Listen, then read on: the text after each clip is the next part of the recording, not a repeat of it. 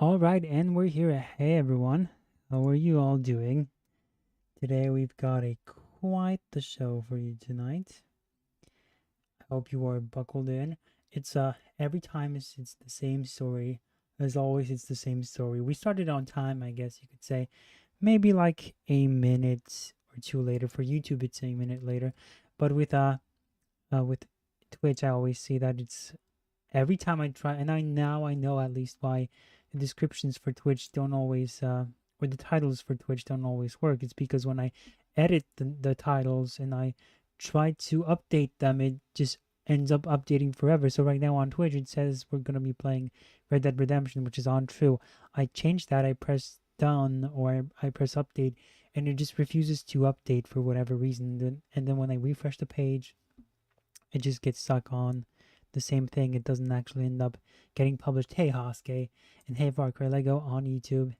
Uh, so far so good. And yeah, so today we are going to. I guess I should give you guys a rundown of basically of what you can expect for the next few hours. Here's the thing: we're gonna try to keep it shorter this time around. All right. No more 5 hour streams. That's the idea here. And yeah, so today on our plate we've got the Rings of Power Season 2 trailer. It's right here, right now. I don't know if we'll watch it first, but I needed something to be on the background. Keyword is try, bro. Exactly, Far Cry Lego. We'll try. Like I said, I was going to say, but I never finished my thought. Uh, I know nothing new under the sun, but the whole thing, like every time I'm like before the streams, like the day before, I'm always like, oh gosh, I don't have anything for the stream. There's nothing for us to react to or watch or anything. And then it's on the day of the stream, I just keep adding videos and videos. And I'm like, oh, let's add this and let's add that, and it just ends up getting like last time. Although last time we had less of them, I guess it was the length of the last one. If we had we not did if we ignored the last video that we had, which was the long debate between Pearl Davis and Trent Horn, even if we like stopped at like the 30-minute mark, I think we would have finished under 4 hours, maybe even under like, okay, maybe under 3 hours is a bit too much, but we would have been okay. And now, uh, and yeah, we watched the whole hour. There's like the other remaining hour. The whole thing is 2 hours long, and yeah, we watched a whole hour and it kind of ended up going for longer than I expected. But I kind of wanted once the stream got getting once it got the ball rolling, I was like, okay, now is not the time to stop the stream, and I did that, and then we ended up going for 5 hours, so that was hilarious. But yes, so yeah, today is like the season 2 trailer of Rings of Power. Whoever expected that to come out? Then we have uh, I wanted to watch some trailers that I thought would be cool to watch as well, like the Wicked one and Coppola's Megalopolis. I think that's the way you're supposed to kind of look at that. It's Megalopolis, yeah, unless it's like Megalopolis. No, uh, and then there's also the Star Wars Accolade trailers, which I think there's been only one, but we've also seen a resurgence of weirdos online who have been obviously reacting to it and have been shilling for it, and now they're going as far as attacking some of the critics of it, which is very interesting. So we'll definitely have to take a look at that. No more 5 hour streams, Hoske says. Sad face. No. And I think that's Jackie Chan holding his head. No, that's a cat. Wait, hold on. I gotta close up on that. Why is my computer screen so that looks not like this. That looks like Jackie. That's not Jackie Chan. There's like this meme of Jackie Chan holding his hands on his head, and that has the same vibes. There's a guy on Twitch called Kai Sinat doing an Elden Ring thon. He started on May 10th and has over 1,100 deaths. It's one hell of a game, man.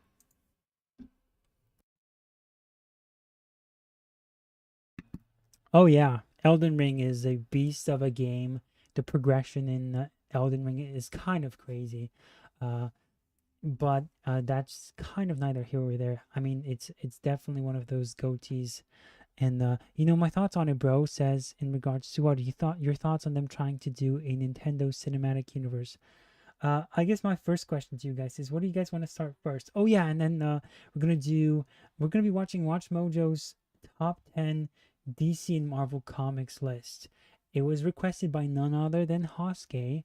He sent me the links to the videos, so it's Watch Mojo, yes, that old thing, and their top 10 list. I think they're still posting videos. They posted their top 10s like 6 years ago of the best Marvel and the best DC stories, so it's two separate videos, one for each.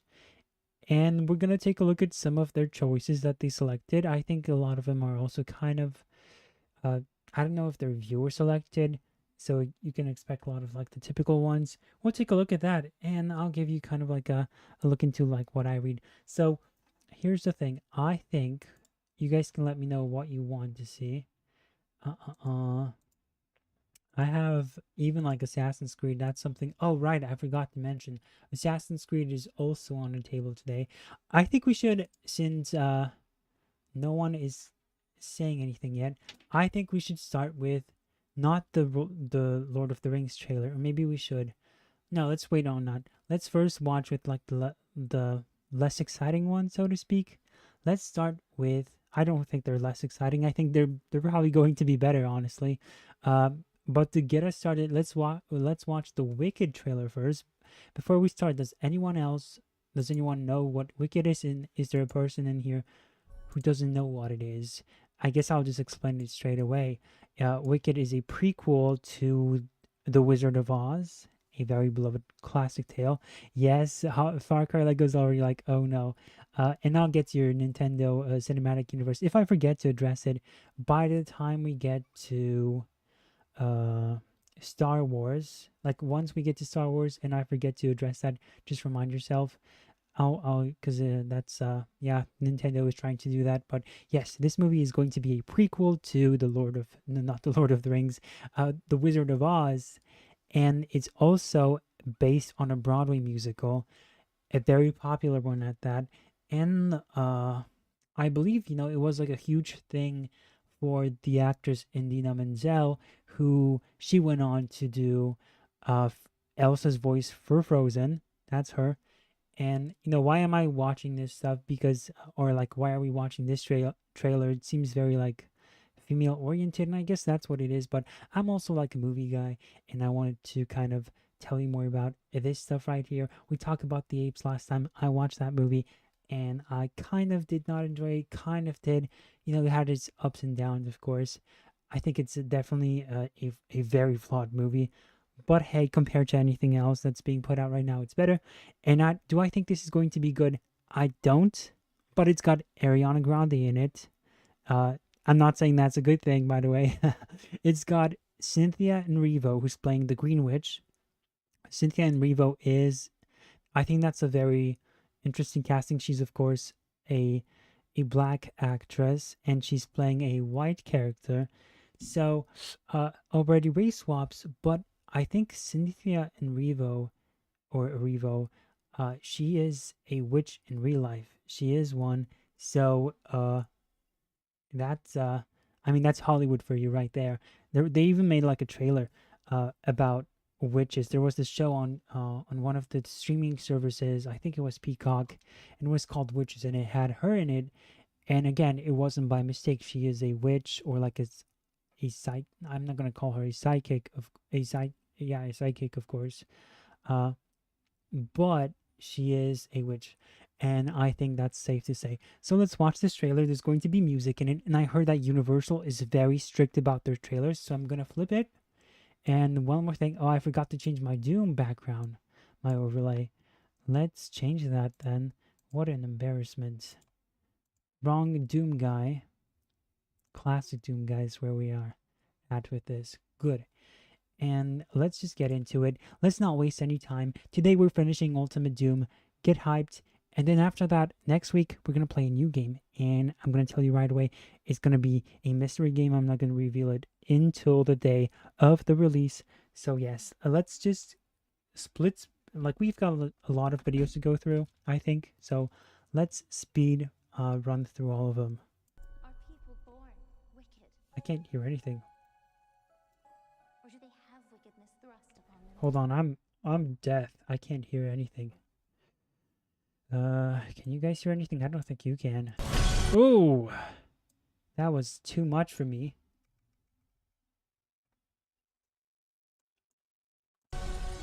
Okay, now it's better. So obviously the visual effects will look awful. I mean, they look fake. Let's make this slightly bigger. And if Universal takes us down, just remember, we're gonna return to the stream anyway. Are people born wicked, or do they have wickedness thrust upon them?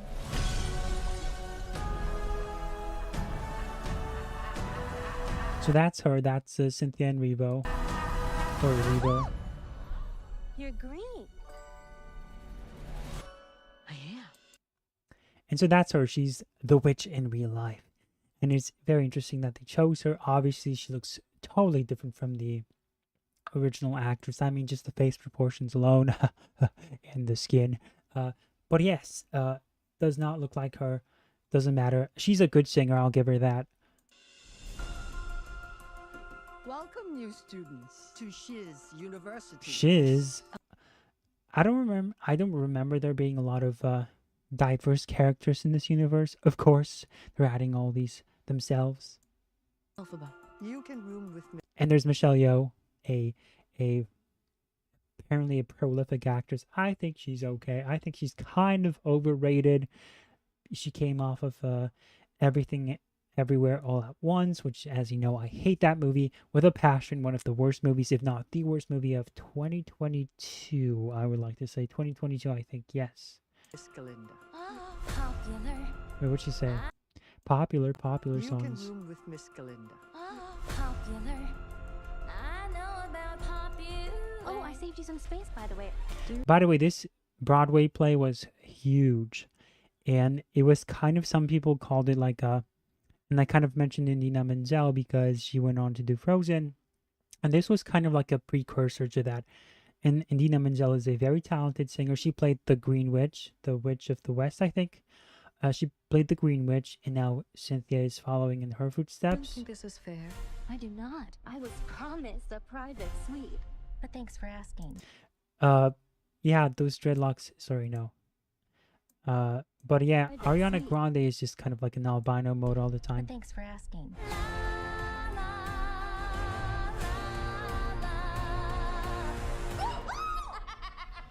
Isn't this movie like split into two?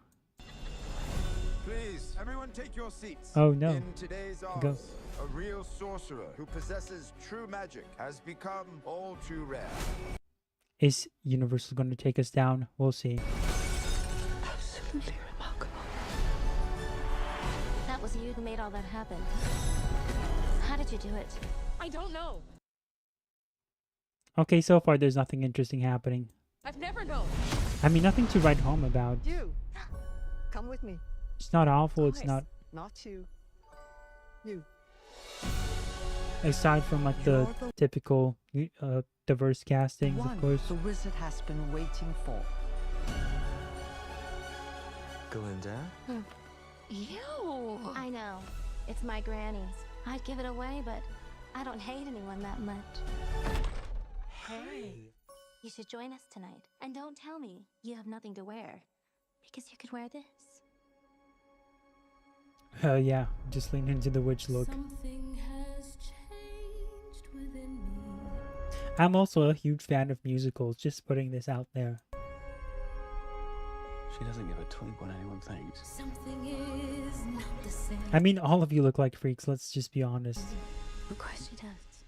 She just pretends not to. Is it because she's The green? wonderful Is this Wizard of Oz. discrimination? Summons you to the Emerald City. Come with me. What? To meet the wizard. Why couldn't possibly? This is your moment. I'm coming.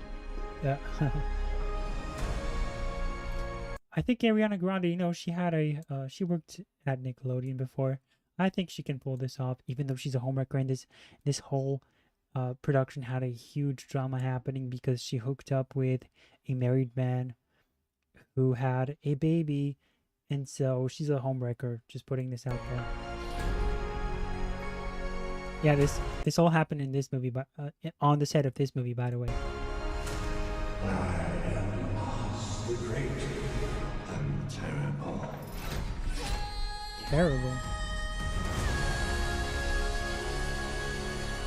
Something bad is happening in Oz. The best way to bring folks together is to give them a real good I mean, so far, it's very vague. You have no real power. That's why I need you. I don't know if he's a good choice.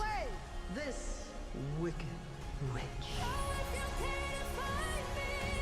Jeff Goldblum is a solid, I think he fits the persona of the wizard, but he doesn't look like him.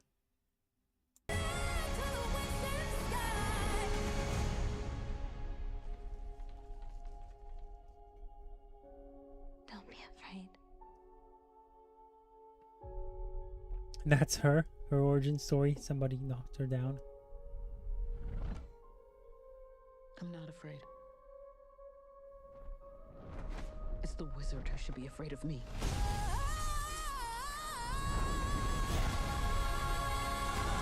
Yeah, that's the trailer. That's wicked. Let's see if this stream is even still up. I'm concerned. Okay, we're still here. Okay. We're okay. We're okay. Good. Hosuke, what are you saying? Yes, let's start Wicked. Hosuke, there's a guy. Okay, I read that one. I can tell the Wicked Witch is black. The woman from Captain Marvel. Yeah, I mean, you can try to paint her over. And that's the thing. These people will always complain, oh, why do you paint over the black actresses every time? No one asked her to take this role on, okay? No one told her. And if anything, more people were against it than not. I mean, I was. And so if you're going to complain, don't complain to people like me. Complain to your own folk. Hosuke, musicals, you say, learn something new every day. Yes, I'm a fan of the classic Disney movies. And I'm not like a Disney weirdo, as they like to appear. But yes, they exist.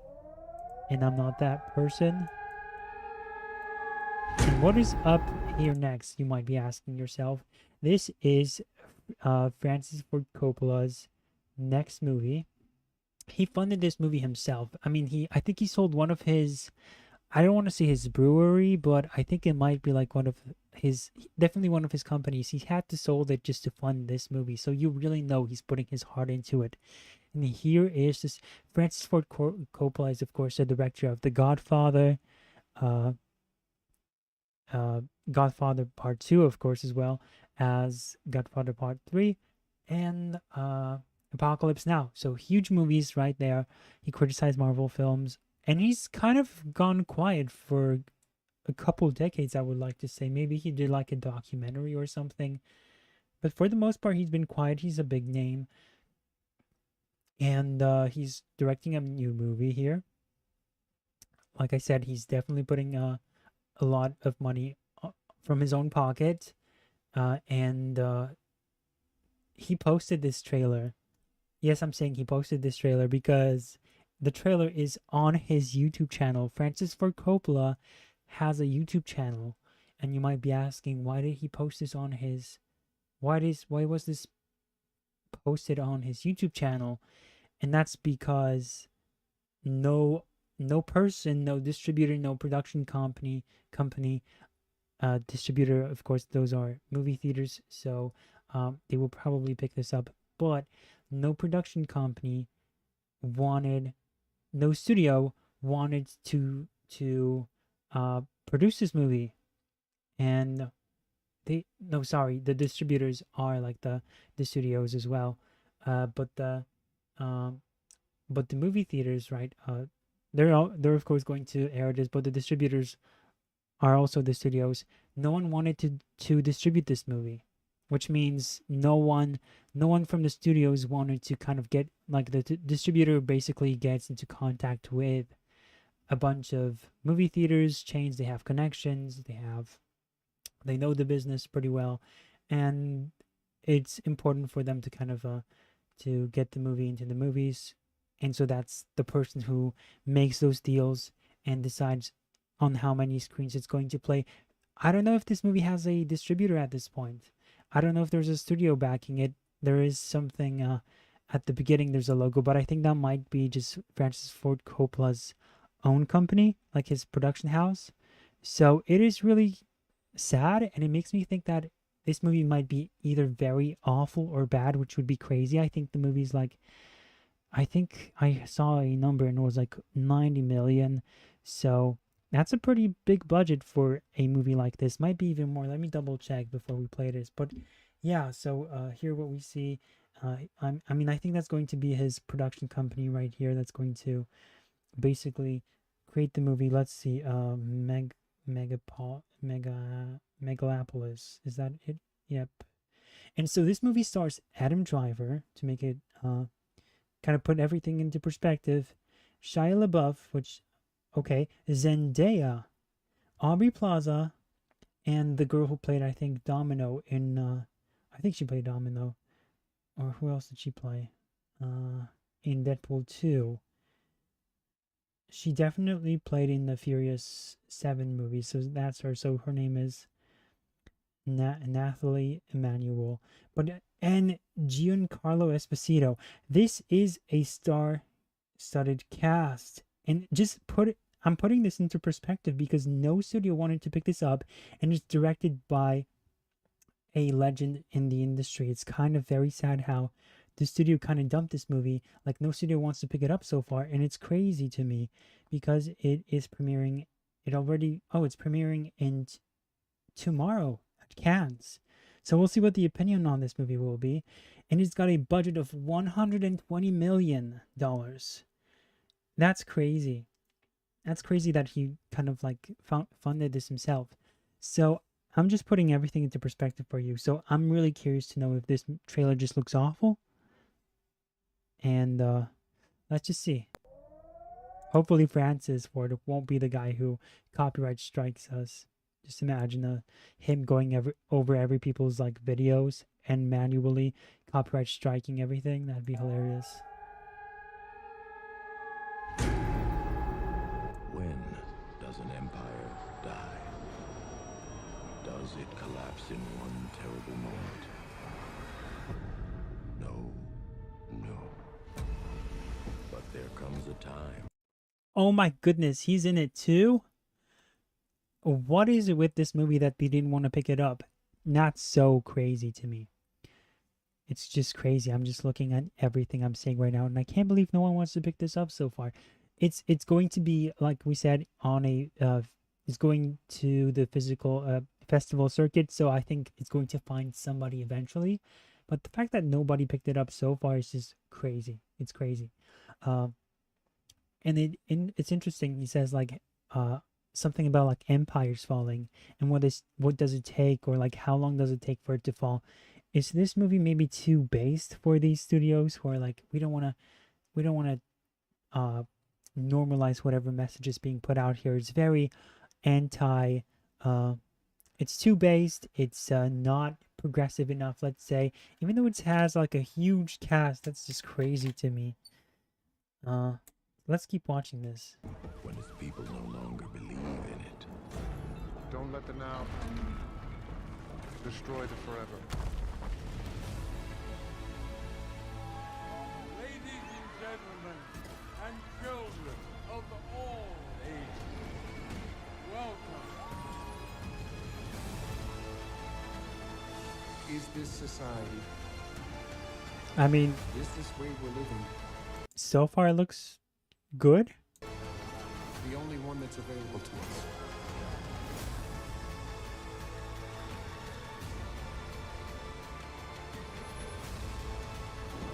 We are taking our city back. And when we ask these questions, when there's a dialogue about them, that basically is a utopia. A utopia. I mean, so far it looks pretty good. Megalopolis, a fable. Look at all these names. I am shocked. Dustin Hoffman is in this too? What? I mean, doesn't it sound suspicious? Is this maybe too critical of whatever's happening in, let's say, America? And some people don't want, they're like seeing, they got to see this movie and they're like, we don't want to push this out. This is too, I don't want to kind of overshoot my shot here, or whatever the expression is, but is this kind of maybe like too conservative? I don't know.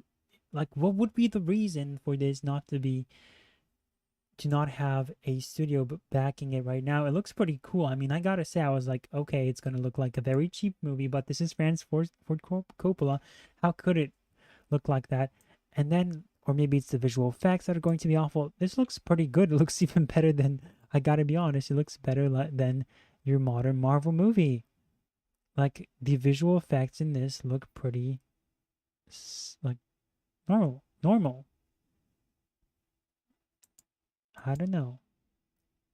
There is no, like with Marvel movies, there's always the Marvel filter that tries to hide certain visual effects. I guess it might be just too out there and weird, and maybe it's just a bad movie. I don't know, but even bad movies, I've seen so many bad movies by A24. Just them alone. I'm not even talking about the big studios that showed some disgusting stuff. Like if Babylon, you guys maybe don't know what Babylon is, but if Babylon with Margot Robbie can get screened, picked up by a studio, or Saltburn, or something like what's a different movie that I just watched? Poor Things. It's like, if Poor Things can get distributed and picked up by a studio, why can't this? This just sounds too crazy to me, too weird, and I am already calling this out. There's something here, guys, and that's why I brought this up. I figured, hey, this is just kind of too crazy, too weird. We got it. We had to talk about this, and that's that. All right, let's get now. I don't think you guys voiced your opinions as to what you want to see next. So we're gonna watch Mojo, but we're gonna do that while playing games. Okay. This is going to be part of the viewer requested videos, and yeah, Marvel's favorite storytellings, stories. And now Far Cry Lego says, let's read all of your comments that you just sent.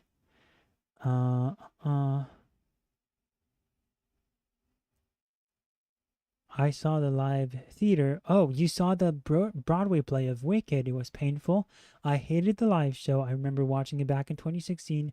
I don't want to watch it again. Did you get to listen to Indina Menzel? Was she still performing at that time, 2016? No, never again. I don't care how many actors they put in it. I am not watching this again. Make this suffering end. This is the...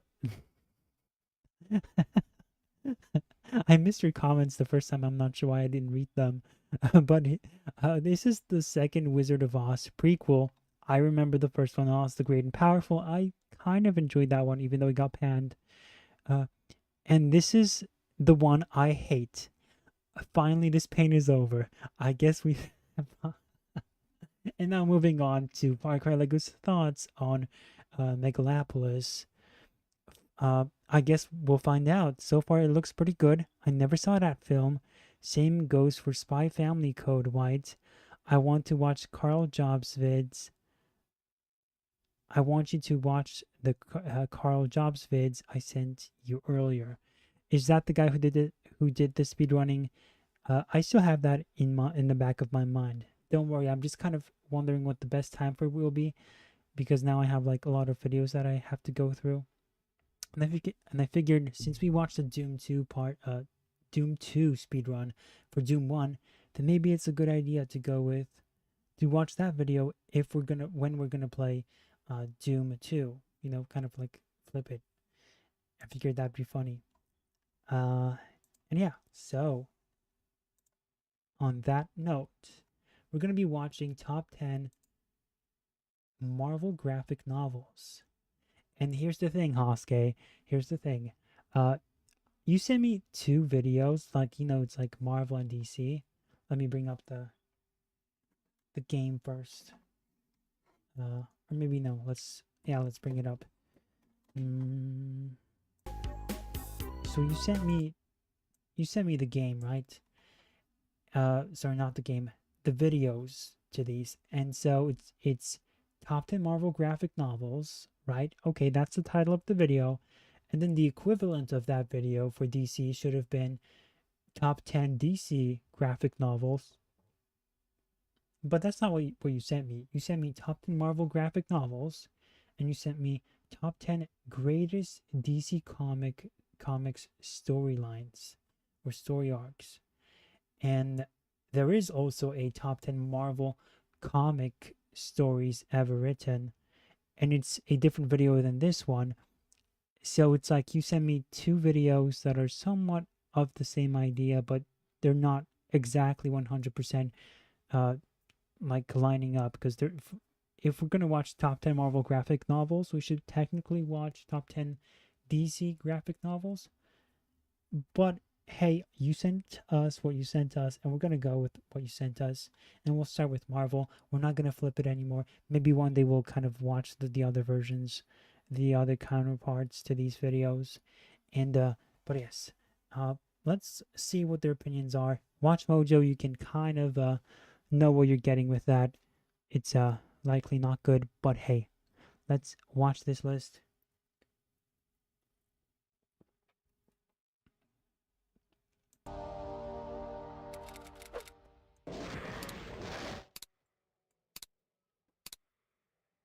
Face front, true believers, these are the best stories Marvel has to offer.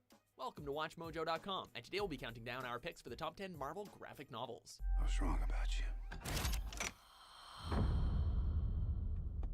The whole world. You're showing a movie, dude. For this list, we're looking at Marvel graphic novels that were important, influential, or just damn good. We're not including any old storylines or collections of various adventures. What? We're instead concentrating on those that form a sustained arc with a beginning, middle, and an end. So no story ever in Marvel and DC, since it's all very not interconnected, but just totally missing the mark. Hulk. In terms of like continuity and beginning and end. I mean, of course, there's like your Dark Knight Returns, but that's still an Elseworld story. That's still, you know, the DC universe, the DC multiverse. They can always bring back that character. There is no ending to these stories ever in the medium that they belong to. Whereas with the Lord of the Rings, you know, you can point to the movies and the spin-offs, but you have the books, and in their prime, in their home medium, let's call it, they don't have continuations. They just end, or it's like the writer doesn't continue to write more. And occasionally, like with the Dune series, where you have like a son of the author picking up where he left off, like, okay, he wrote the stories, but then after him, no one else there to pick those up. And so, hey, I'm just saying, with comic books, it's not really that way. And I think with the graphic novel term, I think people are just using that because they're just ashamed to say comics. Number 10, The Death of Captain Marvel. Okay, so I haven't read this, and I think that's going to be a problem. It's one of like the first graphic novels by Marvel, and I've never read this one. So if there's spoilers in this, by the way, did you read all of these, Hosuke? I kind of want to skip the ones I didn't read yet. I saw your DM. It's a Fallout related one. Yeah, we're probably gonna put it off for Saturday, since let's see how long this video is. But yeah, so if there's spoilers in this video, we're just gonna skip it. 51 minutes long. Whoa, the Fallout 4 video. I don't know. Maybe that's the video that's gonna get us back to 5 hours. Deactivate all weapons and shut down. Earth's Mightiest Heroes, top notch. This work has the historical significance as Marvel's first graphic novel, but the fact is that we would have a lively contender for this list even without that distinction. Captain Marvel has been around the Marvel Universe for some time, an alien considered a traitor to his own people, yet not totally at home on Earth either. What is it you want, Marvel? Why are you here? I want to help. I'm a scientist, a xenobiologist. This adventure has its ups and downs, but when Jim Starlin took over, it was imbued with tremendous visual flair and imaginative storytelling. Those qualities are evident here, a touching tale in which the hero battles an unbeatable and very real foe, cancer. Number 9. Yeah, The Ultimates. okay, didn't spoil too much. The next one is Ultimate Superhuman. What is this? I've never read this story. Is this Iron Man? Superhuman. Okay. The post 9/11 world prompted a range of reactions from comic book creators. The Ultimates handled the issue. By the way, remember this location in Doom? We were stuck basically, and I found what the issue was. And it's kind of unbelievable and it's kind of annoying. So, hold on. Threat posed by supervillains. Nick Fury put together a mighty anti-terrorist unit that included most of the original Avengers lineup. The Ultimates is a brilliant reimagining of how this lineup of superheroes might have come together in a different way. A lot has changed, son. Did we win? It pays homage to much of Marvel history while giving it a twist that makes it Who wrote distinctly this? modern. It's What do you probably really want? This guy. Iron Man. Why come to me? I think you know him. In fact, I think he came to you for his armor. Sure, there are nostalgic overtones to the affair, but the deft scripting and plotting keeps the whole thing intriguing and involving. Plus, many of its elements found its way into the first Captain America and Avengers films. True. Number 8. Silver Surfer, Parable. Could you stop the destroyer if you wanted to? It is not I who draws the destroyer here. It is the beacon. Set on an alternate Earth, I read Silver this Surfer one. Parable is a fascinating story. Galactus had made a promise that he would not destroy Earth, no matter how hungry he feels. He decides, however, to come up with a loophole to work around his promise. Returning to Earth, Galactus ends all war and starts a whole new era that is seemingly perfect. All that you know is at an end. I think it's supposedly written by Stan Lee, which I don't believe it. I don't think that Stan Lee would write anything of this scale. Or like of this, I don't want to say of this quality. But the dialogue just doesn't sound like his. The idea doesn't sound like his. It seems almost too, I don't want to say too sophisticated. But it doesn't sound like him at all. Okay? I'm just going to be blunt about it. And what didn't I like? I like the first issue. I think it's like 2 issues, right? So it's, what kind of graphic novel is 2 issues? I know, but I guess it's the longer ones from what I remember. And it just did not work. Secret area, nice. I think like 2nd issue is when Galactus comes to Earth. And I don't remember exactly what happens, but I just remember the 2nd issue being an extreme downgrade. Oh crap, it's the devil. What were we supposed to change to? Is this the weapon? Oh, by the way, look at this weapon. I learned something different while I was playing this game. You know how we always shot this thing with like 1 shot? It turns out you can just hold it and it creates like the most powerful attack in the game. And oh, he's not down yet. Crap. But look at this. It's an awesome weapon. I didn't even know until I kind of ran around with this and I played around. But yeah, and the artist, of course, done by Mobius, an amazing artist. I just watched the awful video that went over shows that X-Men the 97 that need the X-Men 97 treatment. Let me guess, they probably, says Moodcap, let me guess, they probably go with Spider-Man, Iron Man, what is some other ones? Silver Surfer, every single one of the 90s, and probably Spectacular Spider-Man, which no, we do not want a revival of that. It's enough that he's been ruined in Spectacular Spider-Man. Yet, ever the villain, he sows seeds of discontent that will result in Earth's downfall. Also, the and font Silver in Surfer this must is rescue annoying. The humanity from lettering. itself. General, you bring in more soldiers and weaponry, you're gonna put innocent people in danger. No more than you already have. Parable features Stan Lee at his prime, and while the dialogue can get a little wordy, the story Oh is still gosh. enthralling. They were waiting for me. See how powerful this weapon is? Number Isn't that 7, crazy? Fantastic Four 1, 2, 3, 4. What do you want, Vic? To help you. 1, 2, 3, 4. The machine is ready. There's no denying that Ben Grimm got the short end of the Fantastic Four stick. Sure, as the Thing, he had awesome, incredible power, but he also was physically changed into a monster. In this tale, Grimm regains his human form, courtesy of Dr. Doom. Is that really you? Ben! You're normal again? You're... That causes other changes, as it soon seems that the Fantastic Four is falling apart. Naturally, it's all part of Dr. Doom's plan, and it involves a reality-altering machine. The setup not only allows Grant Morrison and Jay Lee to explore the concept of reality, it also gives them a chance to delve deeper into the characters and into just what makes this team so special. Man, I love this job. Remember this location? I mean, when we dropped here, it's we got stuck and we eventually ended up dying. Well, guess what? There's a method to this madness. So you just have to press this, and then it takes you up. Isn't that crazy? And then, you can enter from each side. Where are we? We got sent back here. See, so this is gonna send us. Let's open this. We can't open this just yet. Okay. But yeah, isn't that crazy? Isn't that crazy, huh? Let's keep walking. So let's try this one. And see, that's crazy that you could just do that all along. But I ended up kind of figuring it out on my own eventually. Let's use the shotgun. Job, huh? A lot Number of 6, Fantastic Four Civil so War. far. Put on the suit. Let's go a few rounds. No, not Civil War. Are you kidding me?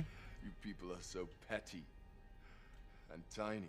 The inspiration for the third Captain America movie, this graphic novel was a huge hit. The Avengers although it movie invoked is varying great. reactions from readers. Civil War looks at a subject of great relevance to post-9/11 America, namely the proper balance between safety and freedom. While a great many people see you as a hero, there are some who prefer the word vigilante. You've operated with unlimited power and no Civil War is just a bad story, an objectively bad story. The characters, they get characters assassinated, both Cap and especially Iron Man.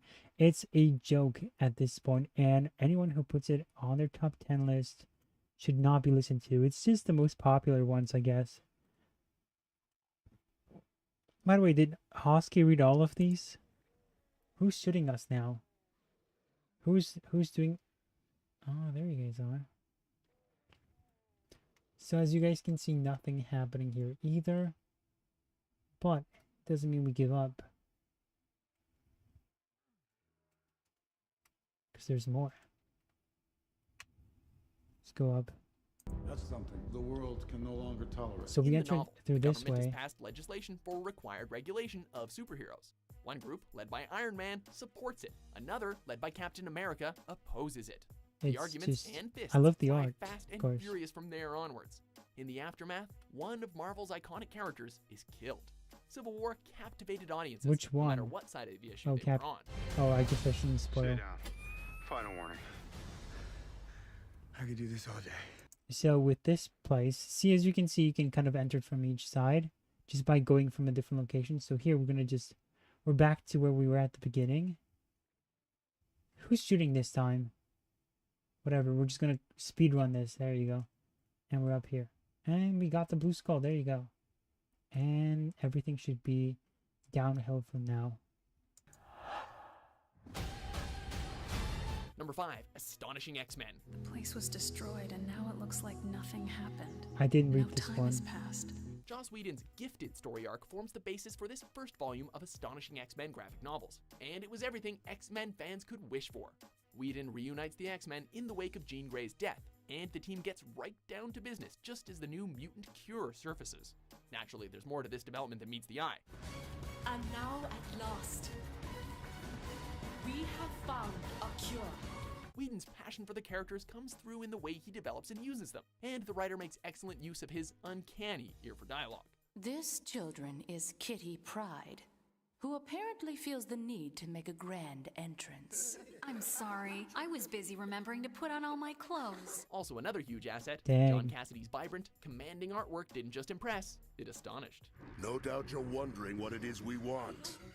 Your money, your daughters, Where did this your open? flesh peeled and roasted. Maybe we're fanatics. Number 4, Old Man Logan. Another what-if scenario. Old Man Logan takes place decades in the future in a United States that has been taken over by supervillains. Most superheroes have been exterminated, and those that remain are in hiding, including Wolverine. Desperate for money. The film is better than the comic, I would agree. Although still, I do think that the movie suffers from the fact that Tony Stark essentially brings in a kid into a battlefield. It's like, dude, you maybe had a case, but you just invited, so you're responsible, or like you feel guilt over the death of a kid, and then you recruit a kid onto your team. How does that make any sense? It was an obvious last minute addition, and just it kind of ruined the character. I mean, it definitely made him look awful and bad, right? Are we shocked? It is a Fallout vid. True. That makes it happen. Moodcap already read that one, but he also says he had that 90s Spider-Man. He said, referring to his vid earlier, that the 90s Spider-Man should include Miles and Silk. Oh, jeez. Why doesn't he just watch the 2017 cartoon for Spider-Man? Why doesn't he just do that? I mean, that's crazy. So this is the problem with like Spider-Man in general. I mean, once you kind of introduce Miles Morales, everything goes. Anything goes. He agrees to a dangerous journey across the country with Old Man Logan, also not a fan of it. I don't care that it's an Elseworld story. Incest Hulks, gross. I think the storyline is boring. Mark Millar is overrated. I guess I respect his grind, but Old Man Logan has some cool ideas with the pinfalls and like some other cool ideas, but in general it's just a bad story, poorly paced, and it stinks. That's my take. I hate the Incest Hulks so much. Hawkeye, who is now blind to deliver a package. I do like Hawkeye. Dystopian futures are standard in comics, but Mark Millar manages to make the concept feel fresh. His writing produces genuine excitement, and it's complemented by Steve McNiven's evocative art. His writing naturally produces excitement. It's like, what does that even mean? Who wrote this dialogue for you? That's so goofy. Knock it off. It's a brutal yet emotional piece that even non-fans can probably get into. Number 3, Bourne. I wonder if you could tell us how Lieutenant Frank Castle won the Navy Cross. Due to the nature of that mission, you'll have to understand that precise circumstances are classified. Wait, did he just say Garth Ennis' Jason The Punisher, Bourne? Welcome Back, Frank, rebooted the Punisher franchise and retold the murder of Frank Castle's family that launched his violent vigilante career. I missed this pick. The setup in Enos' didn't incredible listen. prequel, Bourne, Oh, I delves see. into Castle's pre-Punisher days, specifically his time in Vietnam. If you had to sum up Frank Castle, how would you do it? I would say Frank Castle is a man who would gladly give his life to keep others safe. Detailing the last 4 days of a camp that is soon to be shut down, it shows how Castle has been influenced and formed by the intense teleports brutality now? of the war and by his own inner demons. Well, that's Enos is a cursed. master of getting under the skin of a character, and he paints a devastatingly painful picture of Castle and his future. You hit them and they get back up. I hit them and they stay down. It's permanent. Number 2, Marvels. Despite the devastation, what has been confirmed as an extraterrestrial Marvels. attack, the extraordinary heroics Not that of the group Marvels, of known course, as the thankfully. Avengers. Marvels is that rare superhero epic that can be enjoyed by both die-hard fans and totally new readers. Kurt Busiek and Alec Ross retell some of the most important moments in the history of the Marvel Universe, but it's all done through the eyes of a civilian bystander rather than a participant. You an alien? What? From outer space, an alien. No. Well then, son, You've got a condition. In the novel, Phil Sheldon is a photographer who captures these momentous Joss Whedon, events, man. which gives the novel a "you are there" feel. Who's You see, doing it a masterfully good paints a job. picture of how ordinary It's people just, feel I think in a world. of course, he's a very controversial person now, but he did some great work. Gotta say, Astonishing X-Men is on this team, so that's one. And then, like in the comic book sphere and TV sphere, I think he did Buffy, which Buffy is probably something I would hate, so I never watched it. But the Avengers movie, I still think it's the best MCU movie to date. People underestimate how, I guess, impactful it was, and how for that time it was unabashedly very much comic booky. What is that noise? Oh geez Louise! No.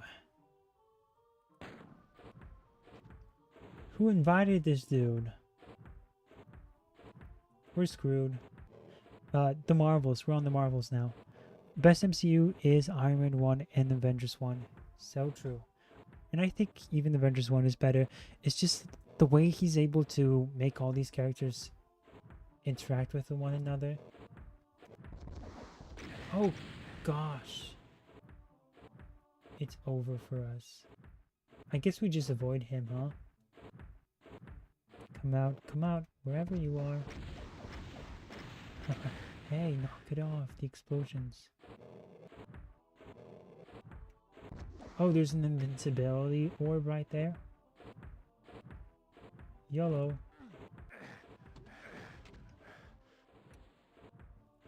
We're going for it. Oh, dang, never mind, we are not. Let's go back to the Suddenly thing. bursting with superpowered beings, and captures both the wonder and the terror. He also provides a quick history lesson along the way, in the most entertaining fashion. And last but not least, Ross's painterly art is, in a word, stunning. I see the web, and it's his signature. So, what do you guys think of the Marvels? Just Marvels. I think it's I think it could have been obviously an amazing story, one of Marvel's best. Like he said, the first issue is just, I think the whole thing is just a beautiful homage. Oh, now we're playing. Ooh, dang, he packs a punch. Let's get back at him for that. Come on, up, quick. We don't want to lose this.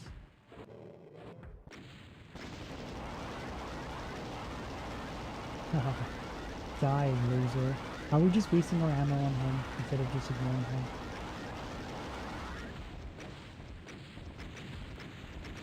You can't kill us, loser. Oh crap, he's gonna kill us. It's so over. We just wasted. Dang. Okay, let's do one more time with this against this guy. We don't have to fight him, right?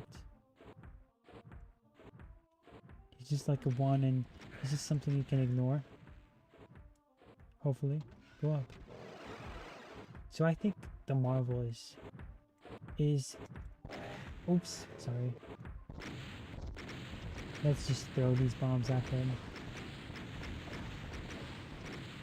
Wow, you stupid. Come on.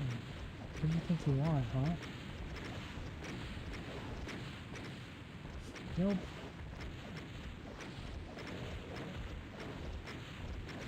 He's not going down, guys. He's not going down. I don't know what it takes. There we go. We did it.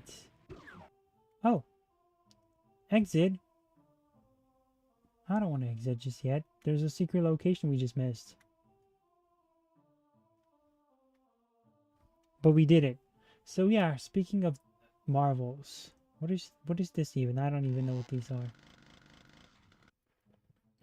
I want to go this way. Let's see. If we end up losing lives, who cares? We'll be fine. And the secret location was set there. There we go. Oh, come on, give me. I want this. I don't get this, guys. Whatever, let's just leave.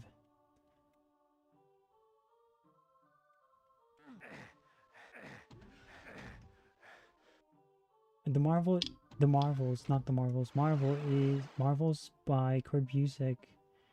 I would say it's a solid story. I mean, issue 1 is great, phenomenal, with the whole Namor and Human Torch and the whole. It's basically runs down the entire history of the Marvel characters and the Marvel universe up to 70s. And so at first it goes over like the 40s and 50s and 60s, and then issue 2 is kind of like 60s and yeah, 60s. So issue 1 is like the beginnings of Marvels, and it's all from a perspective of a reporter. And it's a fascinating book, and it's just so fun to watch these superheroes from the perspective of the civilians. And the attention to detail, the way he's just captures the spirit of those comic books, yet still finds hit like Alex Ross and Kurt Busiek is just stunning, and I love that. And even issue 3, which is the last issue, is really good at doing it. My concern with issue 3 is that it focuses too much on Gwen Stacy. Issue 3 was the early 70s, and I do like that Kurt Busiek and Alex Ross basically did the golden era of Marvel. They did the 40s, 50s, 60s, 70s, and that's where it ended. It's kind of where superhero comic books kind of for a lot of people. If you were a reader during the 60s and 70s, I think with the death of Gwen Stacy, it's very hard for people to understand nowadays, but it was a huge moment in comic books at that time. And for a lot of people, it was kind of a final straw. And a lot of people stopped reading comic books around that time. And that was when retailers started, local comic book stores started becoming more kind of mainstream, especially in the 80s. So the 70s almost like, it was kind of like the last hurrah of comic books at that time. And it's also marks like a shift for a lot of these stories where they started becoming a bit more mature over time, dealing with more mature themes. And Gwen Stacy's death was kind of what closed off that era. I think that's where you would kind of close off not the Bronze Age. That was like the end of the Silver Age for a lot of people. And people really don't kind of get the whole perspective of how significant that was at that time for Gwen to die, and for both companies to kind of lean into the more serious storytelling, which they were already doing in the 70s, but they were now going against the Comics Code Authority, and they were kind of being transformed into what they are now, which before comic books were for kids, and today they're for adults, at least the superhero ones. And I don't know if that's a good thing. I'm gonna go out and say that it's not. I think it's good that anyone can enjoy comic books, but superhero comic books should have always stayed for kids. And I think there's nothing wrong with that. There's so many great like superhero cartoons that are just so good that they appeal to everyone. But the main audience should be kids, children, teens, like early teens. And that's it. There's so many great cartoons that exist. I mean, you don't really have to. And notice that now that cartoons are also leaning more in the direction of trying to appeal to adults, they're also losing their way, I would say. And I don't think that's the way. I think it's also telling of like how infantilized our society has become and our culture has become, and it kind of goes back to like this whole stereotype of Gen Z becoming, but I don't think it started with Gen Z where they are kind of like kid adults. I think now it's just gotten really worse, but it really started in the 80s. People who are still kind of like when they watched Star Wars as a kid and they were still excited for Force Awakens before we knew it was crap. That all plays into it, and I think, and it's a very tricky spot because, we're all fans of this stuff, but at the same time, I think we all deep down understand that this stuff should be aimed at kids, and that doesn't mean it should be just stupid.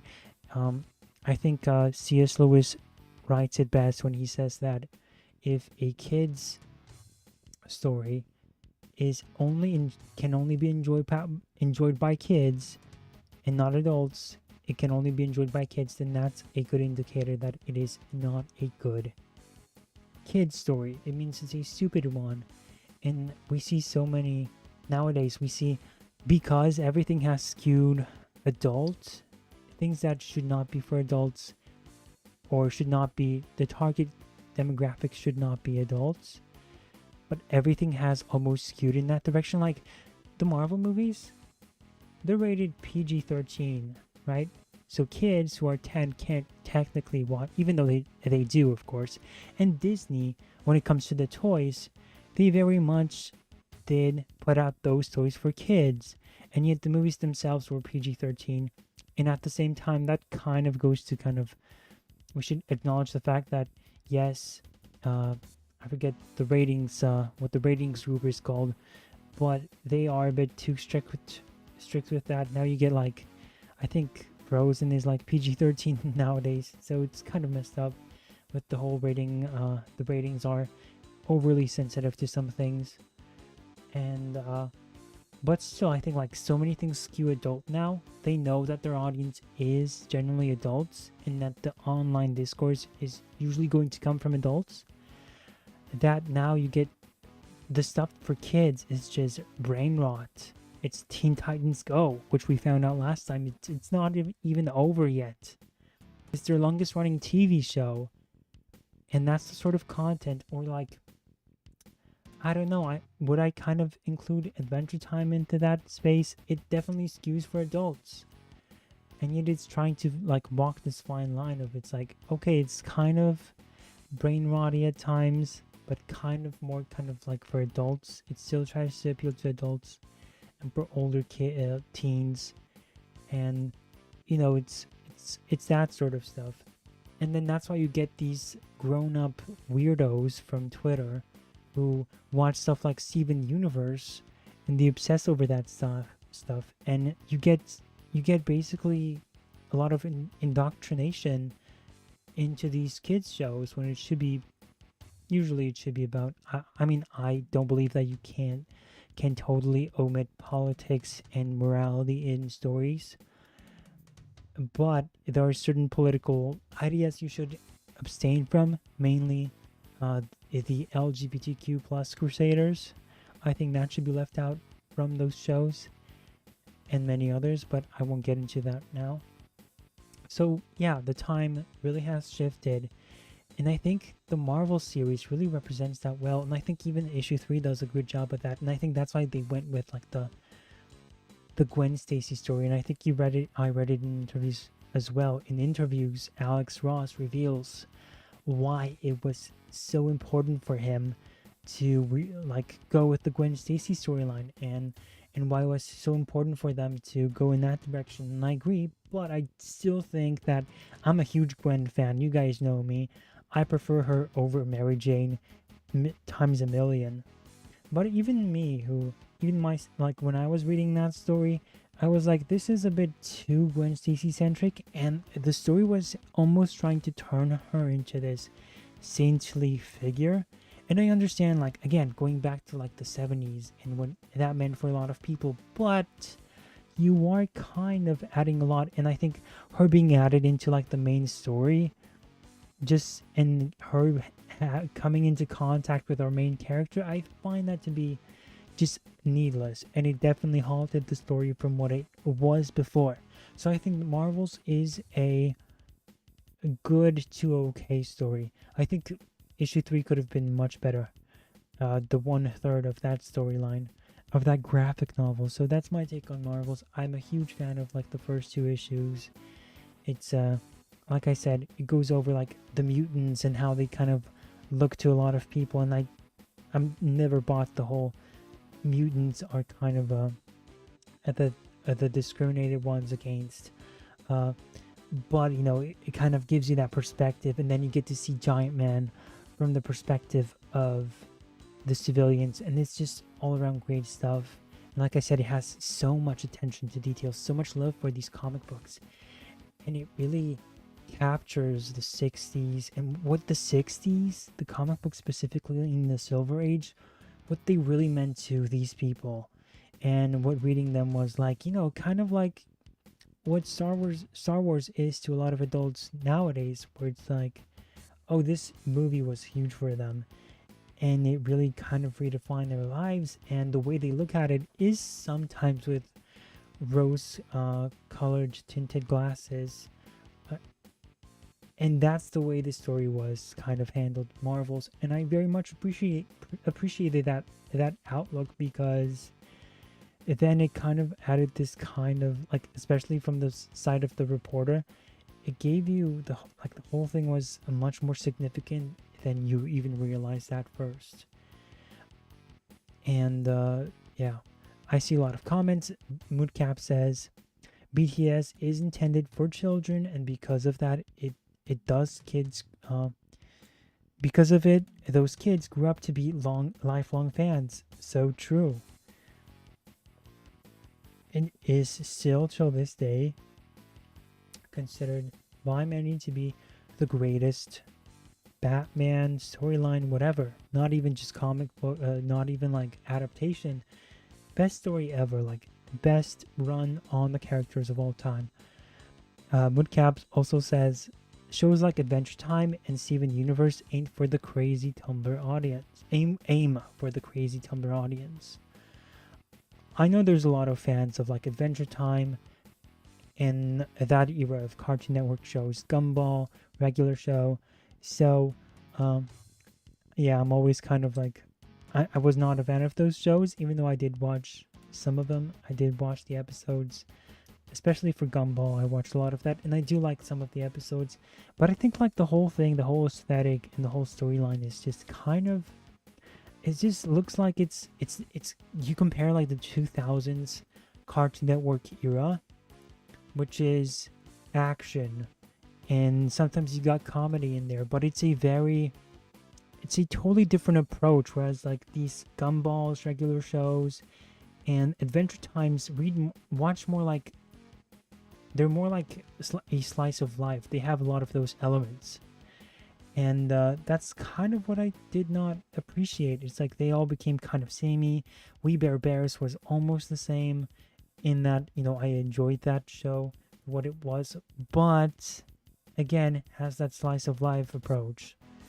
Same with Teen Titans Go. Look at that. It also has a slice of life approach. Every episode is less action, less superheroes, less drama, less gravitas, and more jokes. And people walking around getting into these, not even sitcom conflicts, but very, you know, personal things that happen in their lives, and sometimes they're blown out of proportion, sometimes they're not. I'm pretty sure I just pissed off a bunch of people who are huge fans of Adventure Time or the regular show or Gumball, but hopefully you guys know what I mean. And yes, Moodcap says, yeah, 2000s, and he loves Gumball and regular show. And he says, yeah, 2000s had way more variety. That's exactly it. And even just like, you know, you look at the Teen Titans TV show that you had at that time, and it's obviously a superhero action show, but it had comedy, it had drama. So even just if you look at that show itself, it had depth, which is something that is missing from a lot of these shows. They can be enjoyable to watch or neat or fun, but they lack that sort of gravitas that really added a good layer. Like even if you look at like cartoons from the 80s, you know, they're pretty, you know, even though they seem like they're one note, like He-Man, for example, and the Masters of the Universe, it's the same thing each episode, of course. But still, you know, you had like your action show, and, you know, 80s did not have as much variety as 2000s. 2000 shows just had so much variety. Even if you just look at not only the stories, but the art style, the approach that they had, the ideas that they were throwing out there. It's very awesome stuff. And for 80s, you know, but still with 80s, you still had that thrill, that really like the thrilling storylines and stakes, and that worked, and I appreciated that even then. So yeah, good stuff all around. Let's get back to the video and let's continue in the game so we can finish it today. Hopefully, I wrote that as our finale, so we got to push through this till the end. And I know Spider-Man was here. The guy protects us, you know, he protects the people. Before we reveal our top pick, here are a few honorable mentions. By the way, we barely made it alive with the demon thing, right? And we're playing on the easiest mode. We're not even playing on easy, we're playing on very easy. Just let that sink in. Okay, Brubaker's Captain America Winter Soldier. It was okay. Oh crap. I don't have my headphones on. Hold on, guys. Brubaker, yeah, I gotta tell you guys, I first watched the Winter Soldier movie, and then when I went back to read the comic book, I was kind of surprised how anticlimactic everything was. Everything seemed kind of anticlimactic. Iron Man was, and Falcon, the way they were all introduced into the story was kind of just weird. And even the reveal of the Winter Soldier, I thought that the movie kind of handled it poorly, to the point where you kind of didn't know that it was his best friend until later. And even then, the audience, the casual audience might not pick up on this. I think then I read the comic book and it was even worse. It was kind of like a thing that not really happens in the moment. I don't remember exactly, but I remember the reveal being very underwhelming. But still, a solid story, just not as good as it could have been. Okay, Phoenix Saga.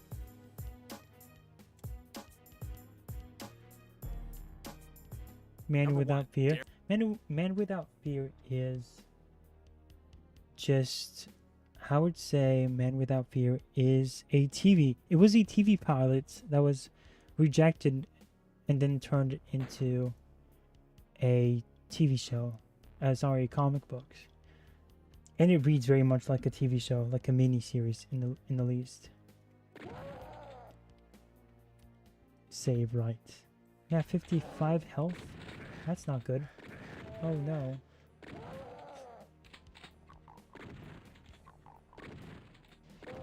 Ah.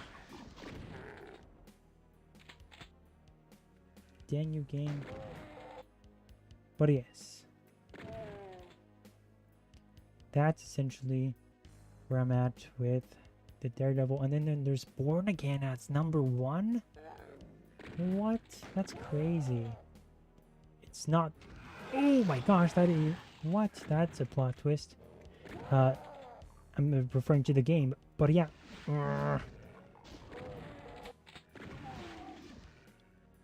I'm referring to the game, but let me tell you something. Who is shooting us? He is. We're gonna die, aren't we? Oh, there's an invisible creature here.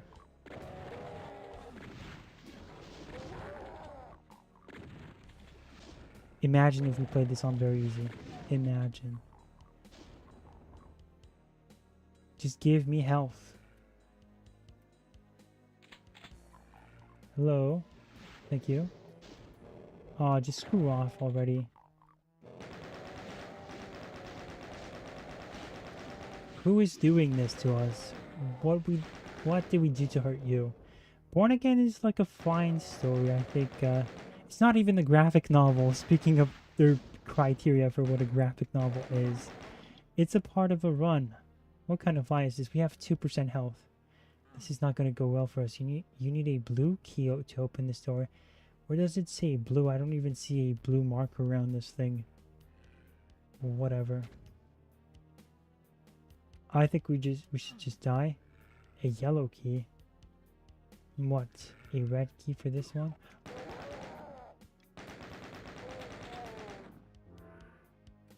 I am so lost right now. Give me this. Let's see what he says about this. It totally goes against their criteria for what a graphic novel is. What you told me over the radio that night. Not everyone deserves a happy ending.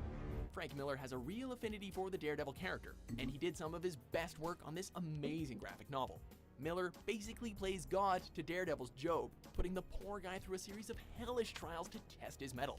The Kingpin discovers Daredevil's secret identity and uses that knowledge to utterly ruin his life. Every time I walk up those stairs, I wonder if today's the day you're dead in your living room. I'm not gonna stop, Buggy. Overflowing with religious illusions, Born Again is intensely painful.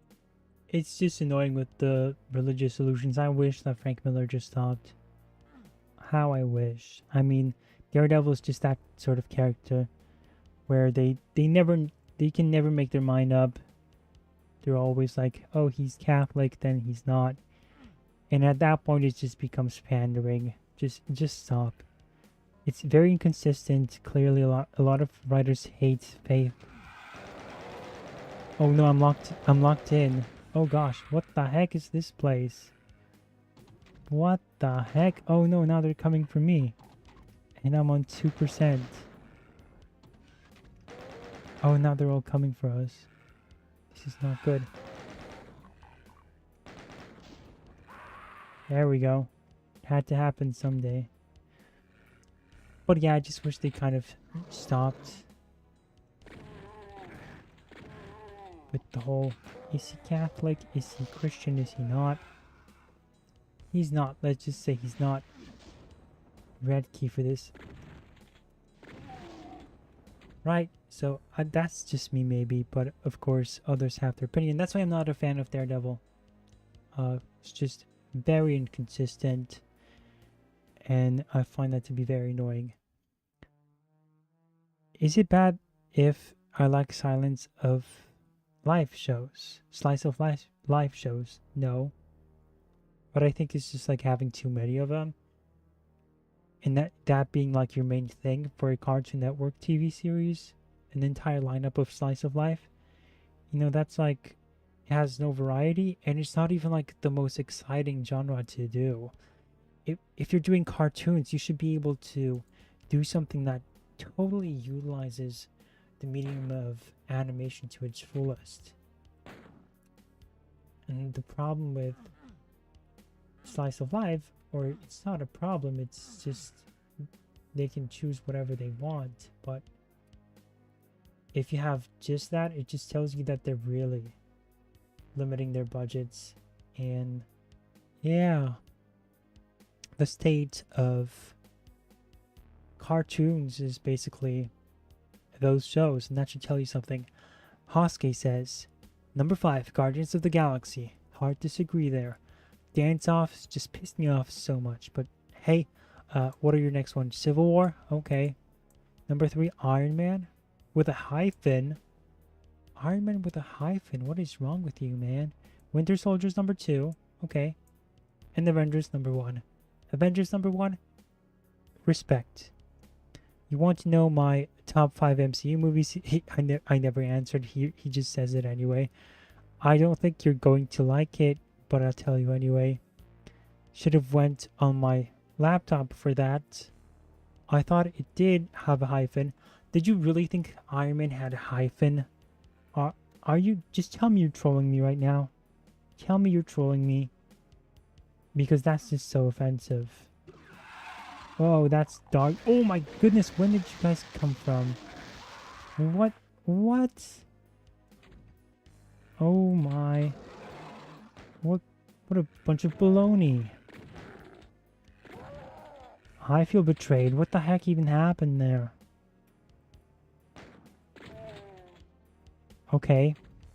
I guess we're just gonna save every 5 seconds. I know Spider-Man has it. Well, you just lost all your nerd cred, and I don't want to hear from you ever again. No, just kidding. But that's crazy, man. Iron Man has a hyphen. Oh my. I'm just gonna pretend that did not happen. Let's just keep watching this, guys. This is too much for me at this point. I don't know if I can continue streaming. Let's watch. Places, but it's necessary to scrape the bottom like that in order for a hero to be reborn in an even stronger form. Miller's connection to the Vigilante is keenly personal, and his work redefined Daredevil in a bold new way. You took everything! I'm gonna kill you!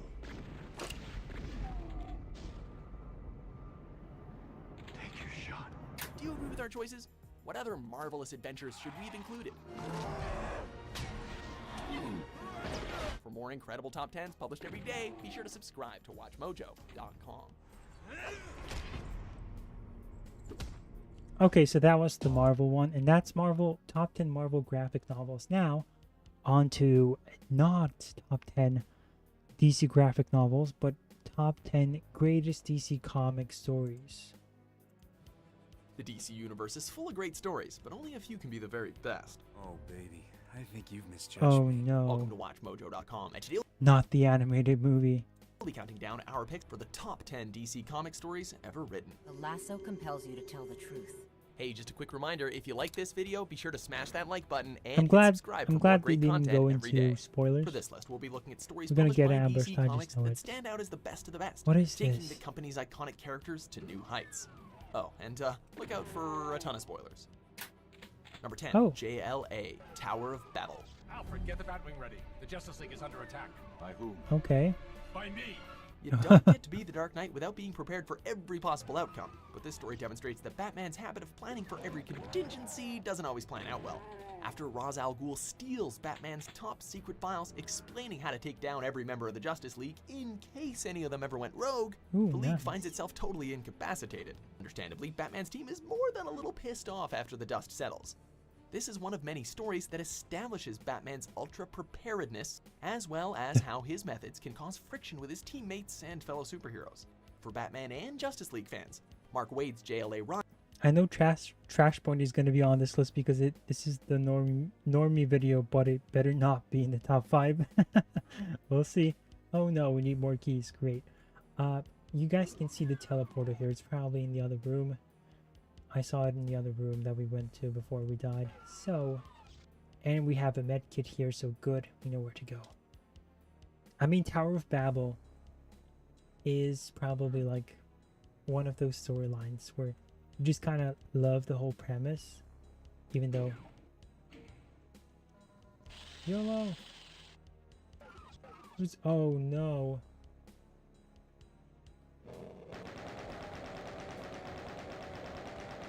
Die. See, I like how it just stays dead. It can't even move. What was that? Oh! I knew I saw something in the dark. Anyway, let's keep watching. Is a must read. If you people can't see the potential. Wait, Woodcap says, I will say Born Again is better than any of Miller's work in Batman. Not saying much though. Oh! You're not a fan of Miller's work on Batman? Interesting. Is that what you're saying? Is that what you're saying, huh? Danger of an out-of-control Justice League. I don't need to wait for a vote. I love this moment in the animated movie. Number 9, Teen Titans, The Judas Contract. I didn't read this one, but I did watch the animated show. So hopefully it doesn't spoil the comic book too much. I guess. And we have 103 health. DC's premier teen superhero team brought to the edge of defeat when one of their own, the new member Terra, is revealed to be an ally of the villain Deathstroke and betrays them. Deathstroke has long been a thorn in the Teen By the way, Titans collective if there's side. a... Sorry if you're getting spoiled for some of this stuff. They're telling you But this this memorable themselves. story is still regarded as his most brutal. In addition, the story also fills readers in on Deathstroke's origins, and also features Dick Grayson's first appearance as Nightwing. Being a teenager is hard, but this story demonstrates that not even teen superheroes can have it easy. Number 8, JLA, Rock of Ages. Perhaps the most critically acclaimed storyline from Grant Morrison's tour of duty as a writer for the Justice League, this tale sees the League encountering the new gods and butting heads with both Lex Luthor Wait, and which one? Darkseid in an adventure. Being a teenager is hard, but this story demonstrates that not even teen superheroes can have it easy. Number 8, JLA, Rock of Ages. Perhaps the most critically acclaimed storyline from Grant Morrison's tour of duty as a writer for the Justice League, this tale sees the League encountering the new gods and butting heads with both Lex Luthor and Darkseid. See, I in have an a friend who adventure tells through me keep time and like read space. JLA Eventually, by Grant Aquaman, Morrison. Green I'm not a Lantern, huge and the Grant Flash Morrison find fan. themselves transported but to a maybe, dark just future maybe. in which Darkseid's control of the planet We'll is give this one a absolute, go. leading to one of the toughest battles in Oh Marvel's my history. gosh, It might you be a guys lot are to wrap your head awful. around, but This is a mind-bending horror story game, is I'm telling you undoubtedly guys. one of the League's most interesting and You guys saw that, right? You just open something, and then these guys just come out of nowhere. I mean, this is a horror game. Original adventures. Number 7, Batman: The Long Halloween. The first of many Batman stories featured on this list. This limited series sees Batman, still relatively new to crime fighting as the Caped Crusader, trying to catch a serial killer who only strikes on holidays, while simultaneously trying to prevent a gang war between Gotham's organized crime families. Heavily inspired by The Godfather and other classic crime films, this acclaimed storyline injects the Batman mythos with a heavy dose of noir atmosphere, and introduces new versions of Batman's greatest foes, including Catwoman, Joker, Two-Face, Poison Ivy, and many others. Jeff Loeb's brilliant tale was also cited as a major influence on the first 2 films in Christopher Nolan's Dark Knight trilogy. Number 6, Superman: Jump Red scare, Sun. yes. Imagine an alternate Very universe real where, one. instead of crash landing in Kansas, Wait, which one? the rocket containing the I never read Red Sun, and it's a Mark Millar story, so that tells me I should probably skip it. But let's see what somebody thinks. I just hate multiverse stories, especially if they make these huge changes. It's just even worse. 2,000 times worse. Okay, this area is clear. We don't have to worry about anything anymore. Good. I have Red Sun. It's not bad. Okay, says Far Cry Lego, but I prefer the film version. Ooh. Hosuke. Dizzy Cookie. Dizzy Cat. I never said this list was good. My goodness, I make one mistake, says Hosuke. Yeah, but it's kind of like a, it's like, how do you spell Aquaman? Or like, how do you spell Batman? It's one mistake, sure. But that sort of mistake where you just don't know how to spell a superhero's. Hold on, but there's like so many people who spell Wonder Woman with an E, and it's pissing me off every time too. I don't know why people just, how they write Spider-Man, for example.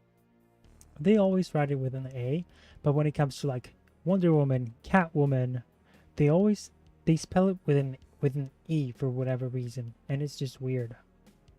And or like Damian Wayne, and they write E instead of A for the second A in Damian.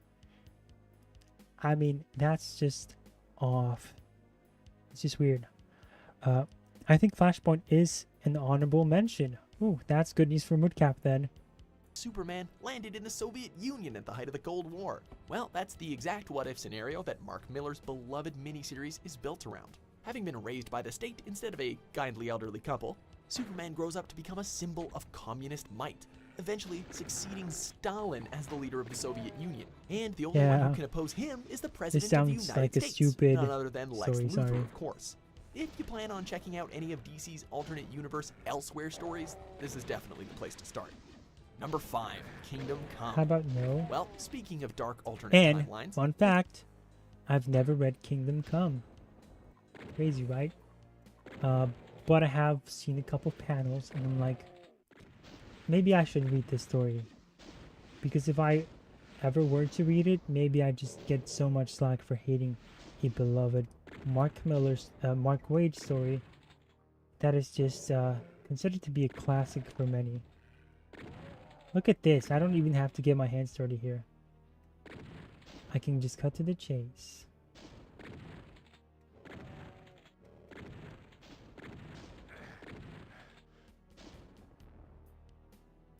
Who is that person? There he is. And he's dead. This reach is incredible.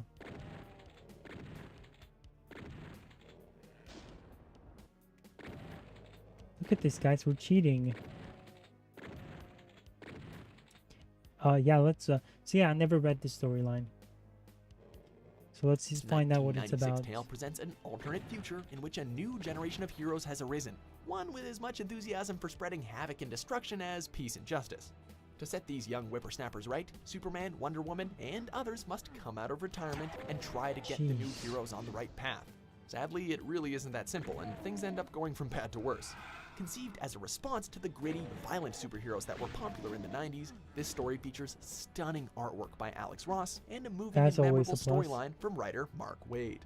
Number 4. All-Star Superman. This entry from I'm not saying Superstar it's Comics definitely Grant awful, Morrison but like that it's bad. It's just the panels I've seen were like, that's not the best way to write Superman. But hey, maybe that was just taken out of context. Maybe not. All-Star Superman, you guys know this. I won't spoil Shish Kebab. Thanks, Hosuke. But you were referring to... It's like Civil War, but slightly better. Only by a little though. Just because it's better doesn't mean it's good though. There. And that's what you won't spoil. Okay. Now for All-Star Superman, you guys know me. I don't like Grant Morrison. I think this story is too out there, too wacky, too Silver Age. And not like a funny Silver Age or appealing like a charming Silver Age. Silver Age is just annoying, pretentious Silver Age, which Silver Age was never that. So it's all the worst things for me when it comes to... It's like Silver Age, but with just annoying at times too. And even Silver Age has some good stories, okay? Like a lot of good stories that are just fun to read, okay? So Grant Morrison had this obsession with, and that's kind of goes back to like making everything to taking what is for kids and making it for like adults, and trying to make it more Grant Morrison-y. You know, it's just this guy has no self-control whatsoever. We just opened the door to this location. Very nice, very cool. We found a shortcut. This is the blue door. So let's see what they say. It's probably just more generic. The Man of Steel lethally Talking poisoned points. by an overdose of yellow sun radiation, and Earth's greatest hero must put to rest his life and legacy before his time runs out. Featuring numerous callbacks to Superman's adventures in the Silver Age of comics, this story is all about high-concept adventure and an unabashed love of the silliest aspects This of is Superman's so history. sus. Do you know what this is? I hate this. I hate this. I hate this. Look at this. Look at this. It's gonna be so unfair to me. This game is just gonna hate me. Oh, okay. Never mind. I thought I was gonna pick this up and then it was going to send me... It was going to send me somewhere with a bunch of demons everywhere. Well, that's good to know.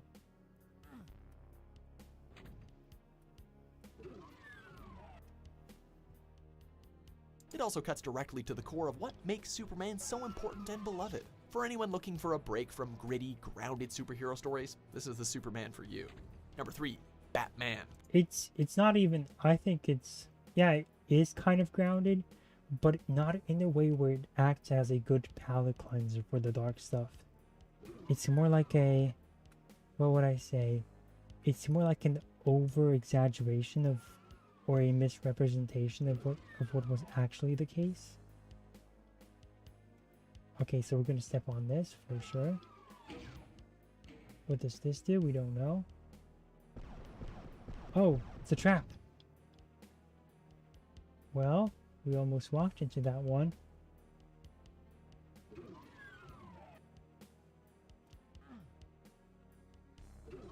And I guess that's the only way left for us to go.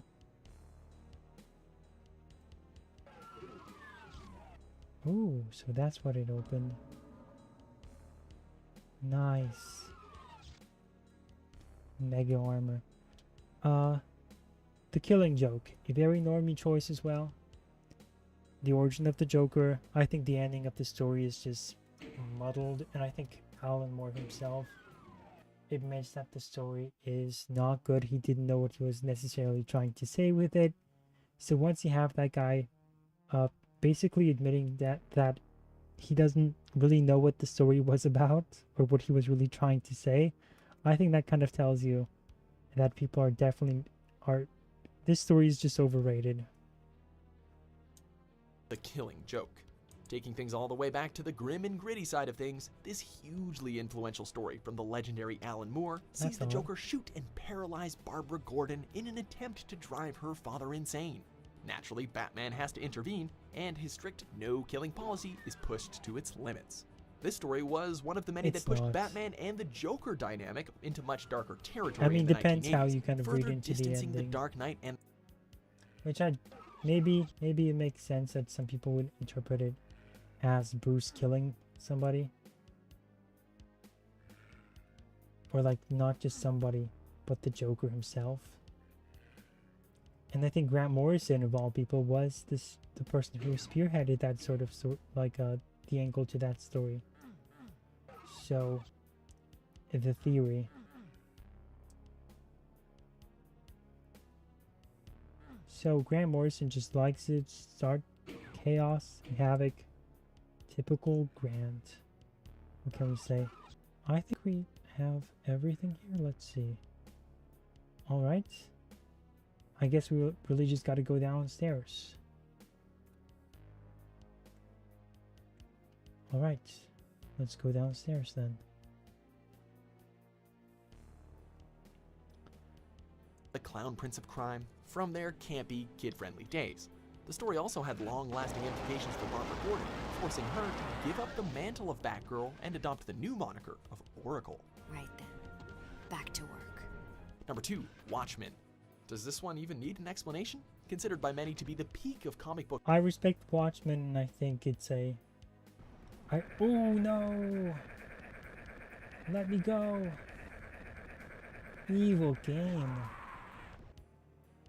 Wow, that's just evil. Not even funny, too. What is this, Tomb Raider? Anyway, The Watchmen. I think, you know, Alan Moore wanted to do a lot of making fun of people, especially Rorschach people, like conservatives, I guess. And it blew up in his face. Ah, not this again. I guess we just gotta be faster.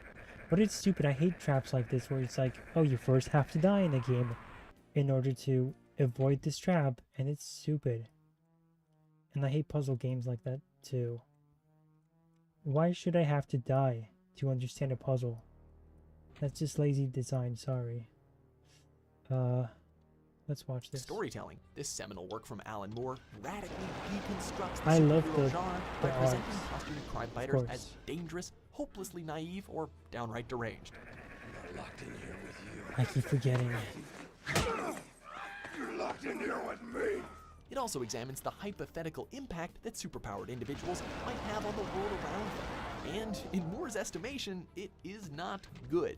While it inspired an entire decade of poorly conceived, edgy for the sake of edginess knockoffs in the 90s, It did. it also pushed countless comic book creators to write... And again, I think Alan Moore would agree that he started this trend of making everything so serious, and he was not the first person who did it, of course. Like we said, like we ran over like the whole history and stuff. It's been a problem before that, and I think Alan Moore was the guy who kind of just took it to the next level. Now, how do we go to the end of this hallway?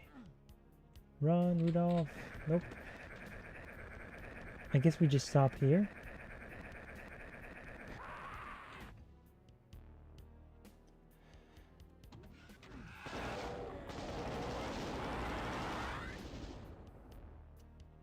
challenging, inventive stories within the genre. It really has great art. Before we reveal our top pick, Dave be sure to Gibbons check out is these honorable just mentions. top notch, and of course Alan Moore played a huge role in that. I think it's has a great understanding of like what comic books could be as an art form, but then it fails as it suffers from the usual.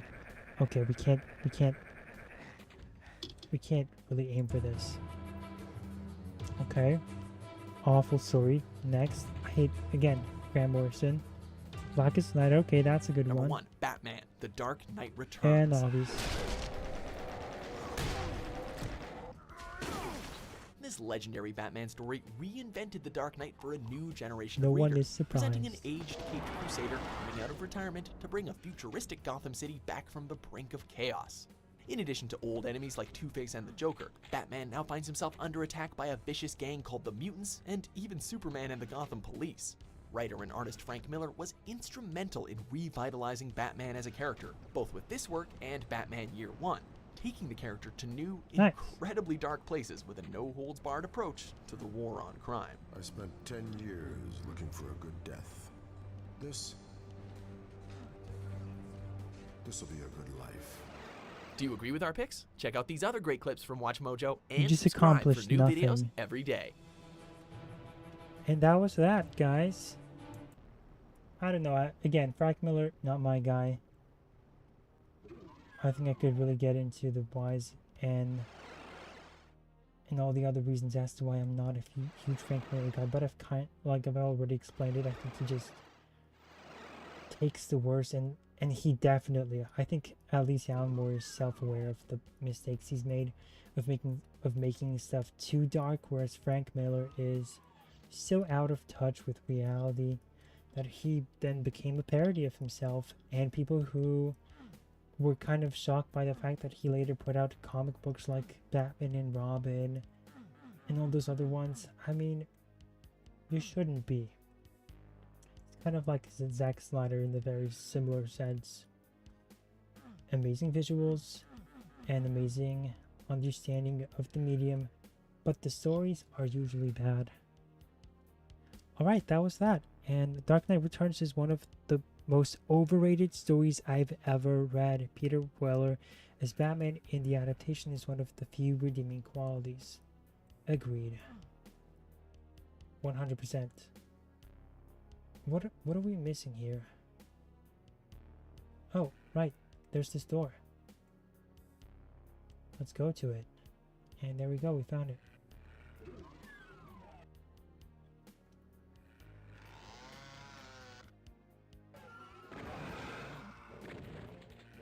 Let's save.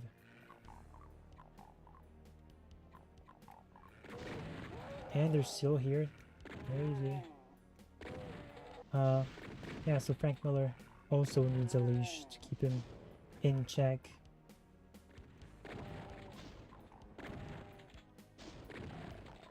Alright, what's the next video we're gonna watch? Next up, we're gonna go with... Let's kind of save the Rings of Power for later. Let's do... I guess we could do the Star Wars stuff next. That'd be pretty interesting. Yes. Alright. And, so it's more shills reacting to the Acolyte trailer by... I already forgot her name. Amy Hedlig? No. The assistant of Harvey Weinstein, who got then hired by Kathleen Kennedy. So as you all know, one of the things that I accuse the Disney show reaction channels of regularly is faking their reactions. Fake hype, fake excitement, fake crying. Is he wrong? It's all fake news. Fake news. I feel like I'm bad at reaction videos because I always forget to emote. I always forget to emote when I'm watching things. Yeah. I internalize a lot of stuff. So it's fake. But don't worry about it, Ryan Airy, Disney shill over at Screen Crush, because I got some other people who remembered to react and What was emote that sound? themselves to the Oh, Acolyte trailer. you again. Let's fucking go. Shut up, bitch. NPC phrase activated. LFG is such an NPC phrase. The Jedi Temple. Same fucking reaction. The Jedi Temple. Yeah, so it's all about the Sith, right? Coming back. But like it's all behind the scenes though, right? 1 minute later.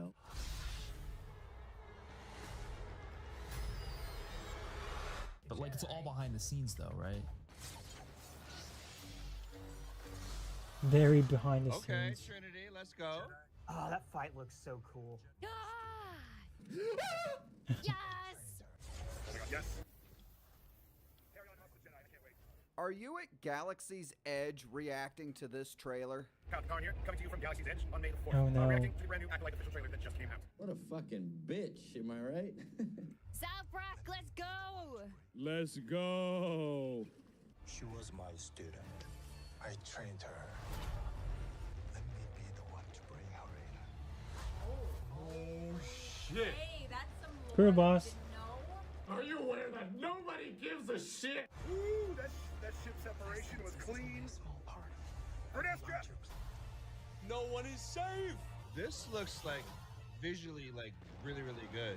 Oh my god, these look so good. Loyalty to Disney. Loyalty to the brand. Loyalty is salvation. Loyalty is life. Oh no! So this, for those of you that might be new, is what we call shill face, which is a face these people make on purpose while reacting so they can then put it in their little thumbnails. Woo, that was sweet! The lightsabers! Lightsaber. Lightsabers! Bitch! They're beyond parody at this point. Here we go. What did this do? Oh,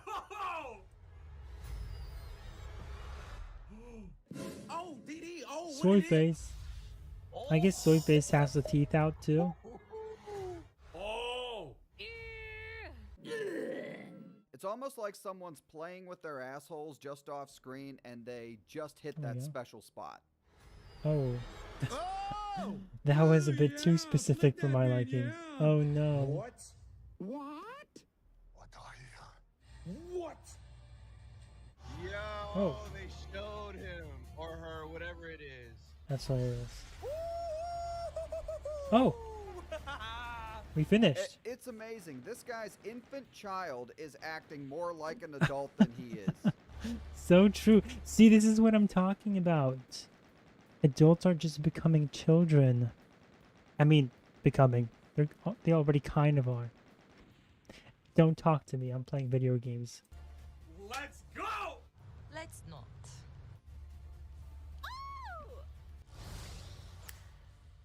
I mean, I can't get any more hype for this than I already am, but man, that looks good. What the fuck? These people will make up new noises just to kind of, I don't know, just to have something for their videos. That trailer gave me goosebumps. That got me going. This show looks incredible, and I think this is one of the most anticipated by most people. Like, you can't say that that doesn't look good. How many dislikes? You can't say that that doesn't look good. 78K. People don't even care enough to watch this and dislike it, even though it's definitely ratioed. You'd think it would have more views and more dislikes and some likes here and there too. Let's see. I never read All-Star Superman as well, says Far Cry Lego. I read it. I never read Kingdom Come as well. Crisis on Infinite Earths. And then Woodcap says, Dark Knight Returns is one of the most overrated stories I've ever read. I already read that one, sorry. But Woodcap earlier said that he has the same feelings towards Under the Red Hood. Which is to say what? Wait, you hate Under the Red Hood? Am I getting this correctly? The movie is great, but I can only enjoy it in a vacuum. Huh. Tell me more. I'm genuinely interested. I love me some Blackest Night. Smiley face. Calm down, Hoske. Calm down. Now, that list is comical. Did you watch any, did you read most of those storylines? Because I remember you saying that these videos were kind of what got you into comic books. So I'd be curious to know if you kind of genuinely went over this list to checklist, the stories. And I do think that the problem with these storylines is that a lot of people just read how should I put this? People look up these lists and not just Watch Mojo, but IGN top 25s, CBR top 10s, or best and worst comic books for CBR. For every worst one, there's a best one, and they go over these lists, and that's the only stories they read, or that's the only main point of reference, or because people say it's the best ones, they pretend like that's the definitive version of these characters, when in reality it's not. A story like The Dark Knight Returns is a story that has been almost like a byproduct of 40 years of Batman up to that point. And it has so much, there's so much layered into, I'm not saying that the story is complex, although I do think it is. And that's not to say that I love the story, but it is, there's a lot of stuff going on. And it is a complex, layered story because of like the newscast, the mutants, the conflict. That's the conflict you have in the background. Bruce Wayne, where he is internally, mentally. Then Two-Face, all these other villains that show up. There's a lot of stuff going on there. And I forgot what I was gonna say. Oh, right. And there's just so much stuff that happens in these stories. And people forget that The Dark Knight Returns almost should be read like... It should be treated like Batman's last storyline. Except for the sequels, which those then should become the next ones. But because Bruce Wayne is old, he's not in his prime. You're supposed to have some kind of like the core knowledge, and a lot of people who love The Dark Knight Returns have read those previous stories, and to them The Dark Knight Returns was almost like a step up for them in terms of like, yes, finally Batman became, for adults, outright adults, and it leveled up for them, and they had that reference point. But nowadays people just kind of skip to The Dark Knight Returns. They skip to The Killing Joke, they skip to Hush, and they skip to what are some Spider-Man stories? The Death of Gwen Stacy. They skip to the Last Hunt, Craven's Last Hunt. Sorry, they skip to all these stories that you need to have some background and some understanding of who these characters are in order to fully understand what later came after that. And then that's why you have a lot of writers like Bendis, who he admitted this himself. He said that he writes stories almost like the previous story arc did not happen. So he treats every story as a blank slate, something that he can just kind of come in and do his own take on the story while keeping some elements in there. So he's not going to read the classic Superman stories to do his own take on Superman. And there's a lot of writers like that, and it's hilarious because now the X-Men fans who read the Krakoa era, which was a bastardization of the X-Men. I'm not a fan of the X-Men, and even I knew it was kind of like the X-Men were living on an island, their own country.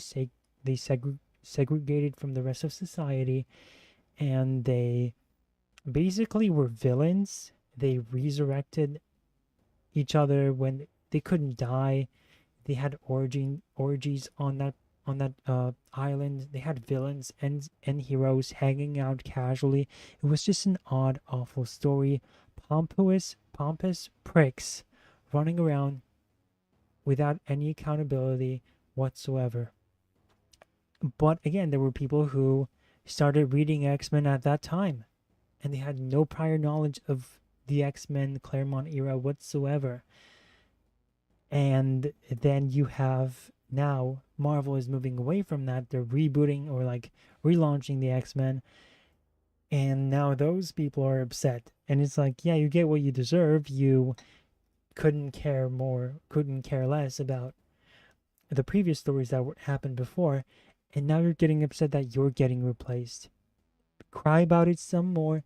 I don't want to hear it. You get what you deserve, and So yeah, it's just that that's where we are at with comic books and these stories, where it's the writers don't even care, and for that reason, why do we care if there is no canon, there is no continuity? Back then, in like the 60s, 70s, and I think that also plays into, speaking of Marvels by Kurt Busiek and Alex Ross, they really like their story, right, went over the 60s and 70s and 40s and 50s, and those eras, those decades had a very good grasp of continuity. It wasn't perfect, but you could tell that the Marvel editorial team really cared to have these stories interconnect, at least make sense timeline wise. And then after like 70s, mid 70s, or like 73, after the death of Gwen Stacy, stuff started to, even like Amazing Spider-Man started being very inconsistent with its time, or like very difficult to track, and that's where Marvel kind of stopped paying attention. They used to have what was the Marvel No Reward? I forget what it was called, but readers could write in and then call out Marvel for like making a mistake, and that was in like 60s and 70s for making a continuity error, and the editors would acknowledge that, and they would say respect, and they would give him like a no prize reward, or I forget what the exact name of that reward was. Maybe you guys can remind me. But yeah, people would Marvel would basically acknowledge that yes, they make mistakes, but they still very much care about the fans, and they want them to know that the continuity mattered back then.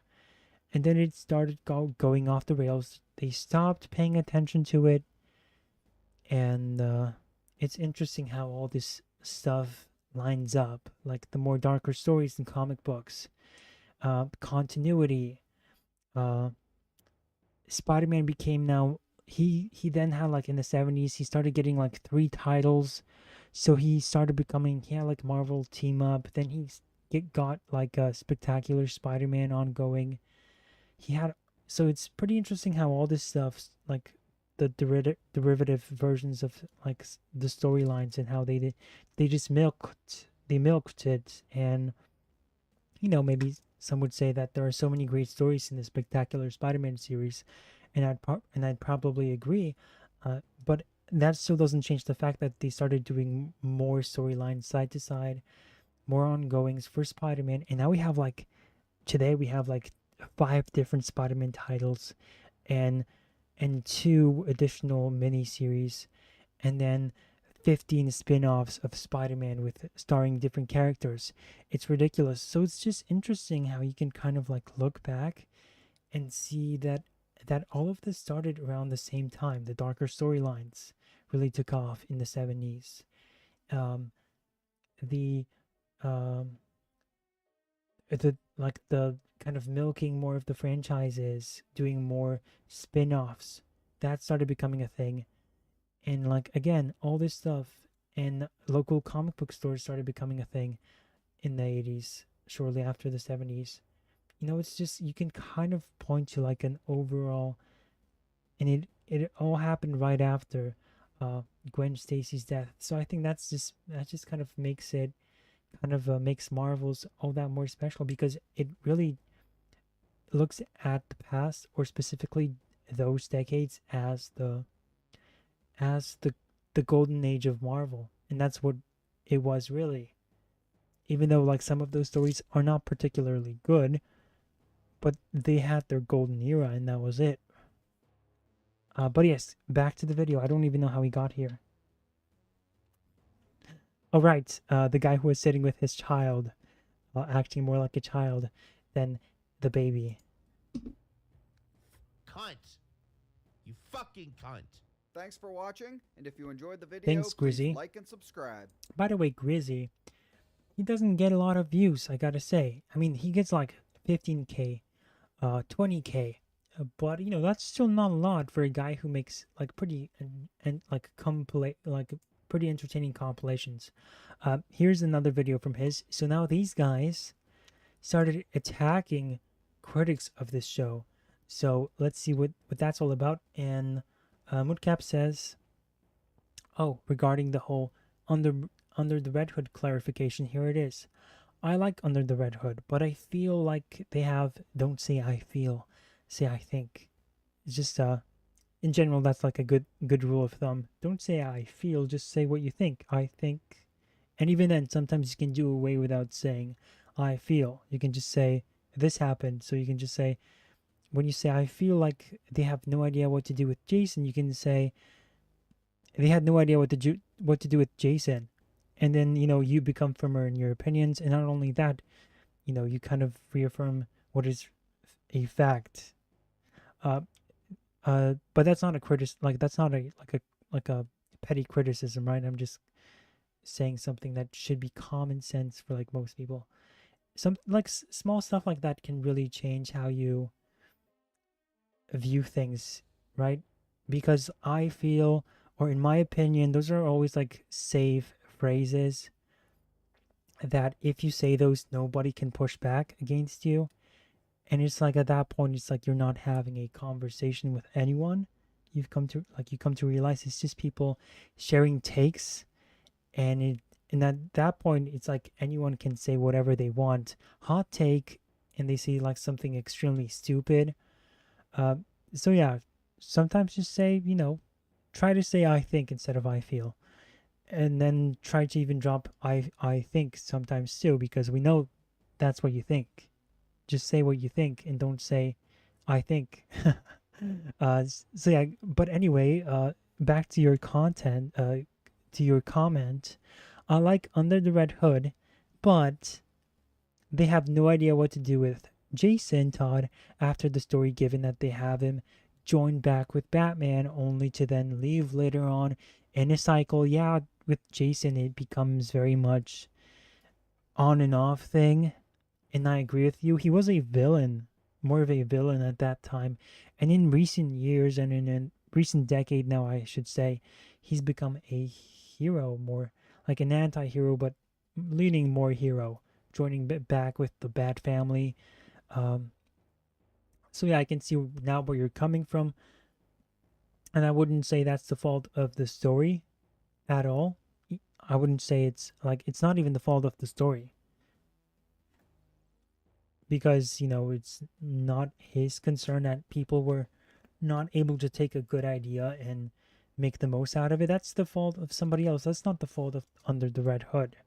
So yeah, that's not the fault of, I think he should have stayed a villain. There we go. I'm not going to say I think he should have probably stayed a villain. And I guess that's something maybe that's debatable, because I also liked his stories with him as a hero, but as a villain, he had more of a defined role, and his morality that contrasted Batman really complemented the whole story and made for some interesting dynamics, right? Moodcap continues on to say, Krakoa ruined the X-Men. It's just mutants on an island thinking that they're better than humanity when all they do is degeneracy. And speaking of slice of life, not to hate on slice of life, but X-Men have become a lot of that, especially what they do on those islands has become a slice of life. And that's just who's writing series nowadays. You'll notice that the progressive types tend to like writing those sort of stories. They love writing scenes where, they love diner scenes where people just sit and talk and it's the most boring visuals in the comic book in a visual medium. So those are the people who are writing now. It's not a good fit, as you can see, but yeah, that's who's writing the medium right now. So yeah, let's take a look at these shells who are now attacking people. It's finally happening. It took 2 trailers getting ratioed to hell. Dang.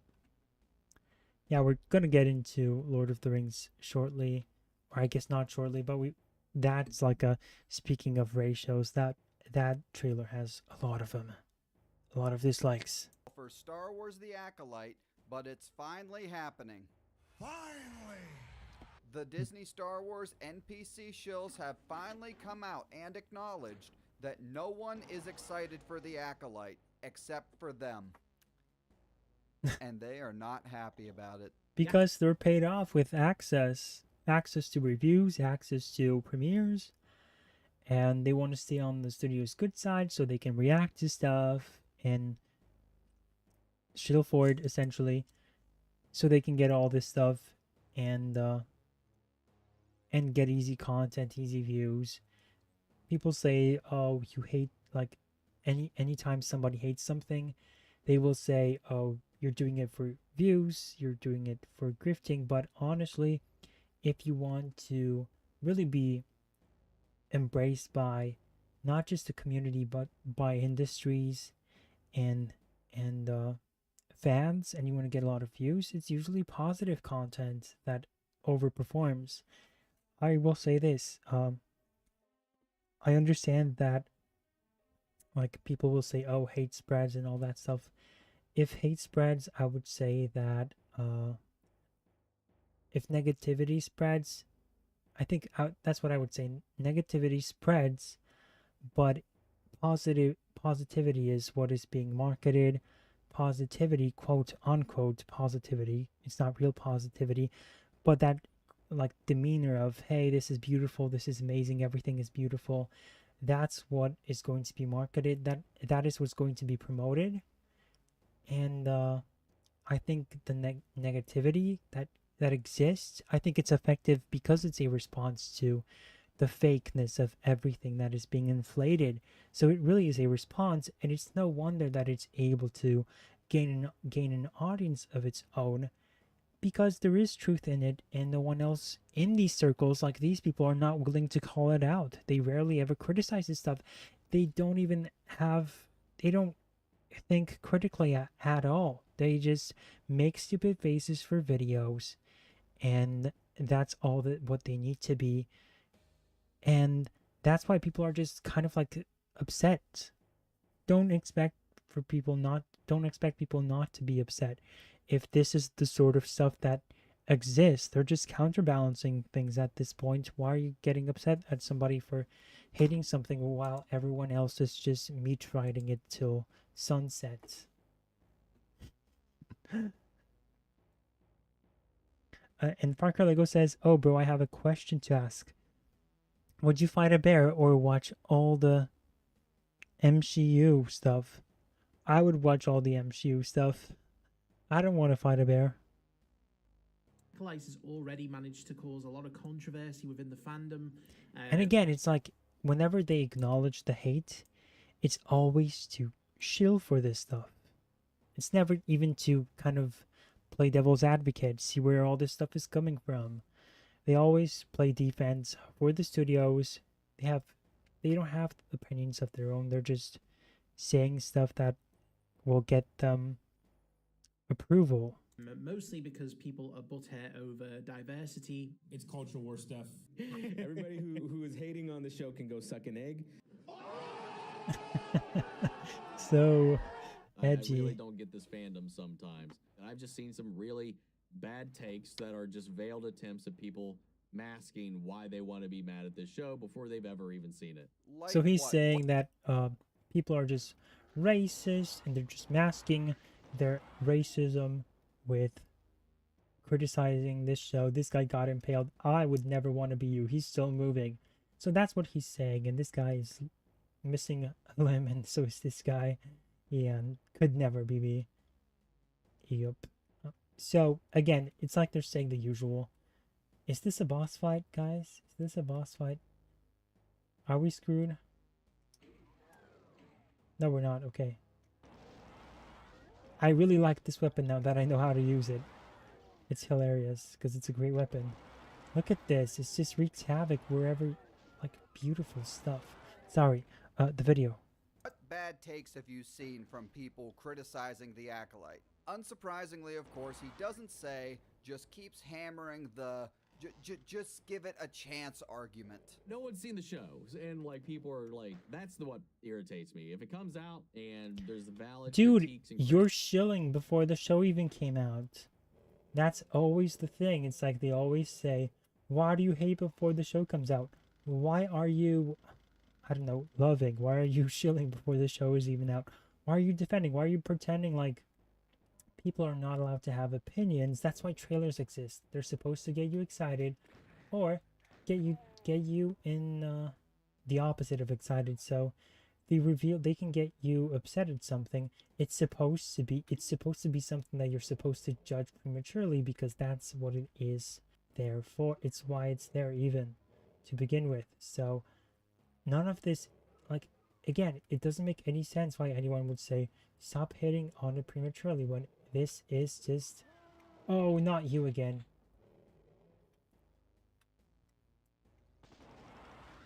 We didn't even save. There we go.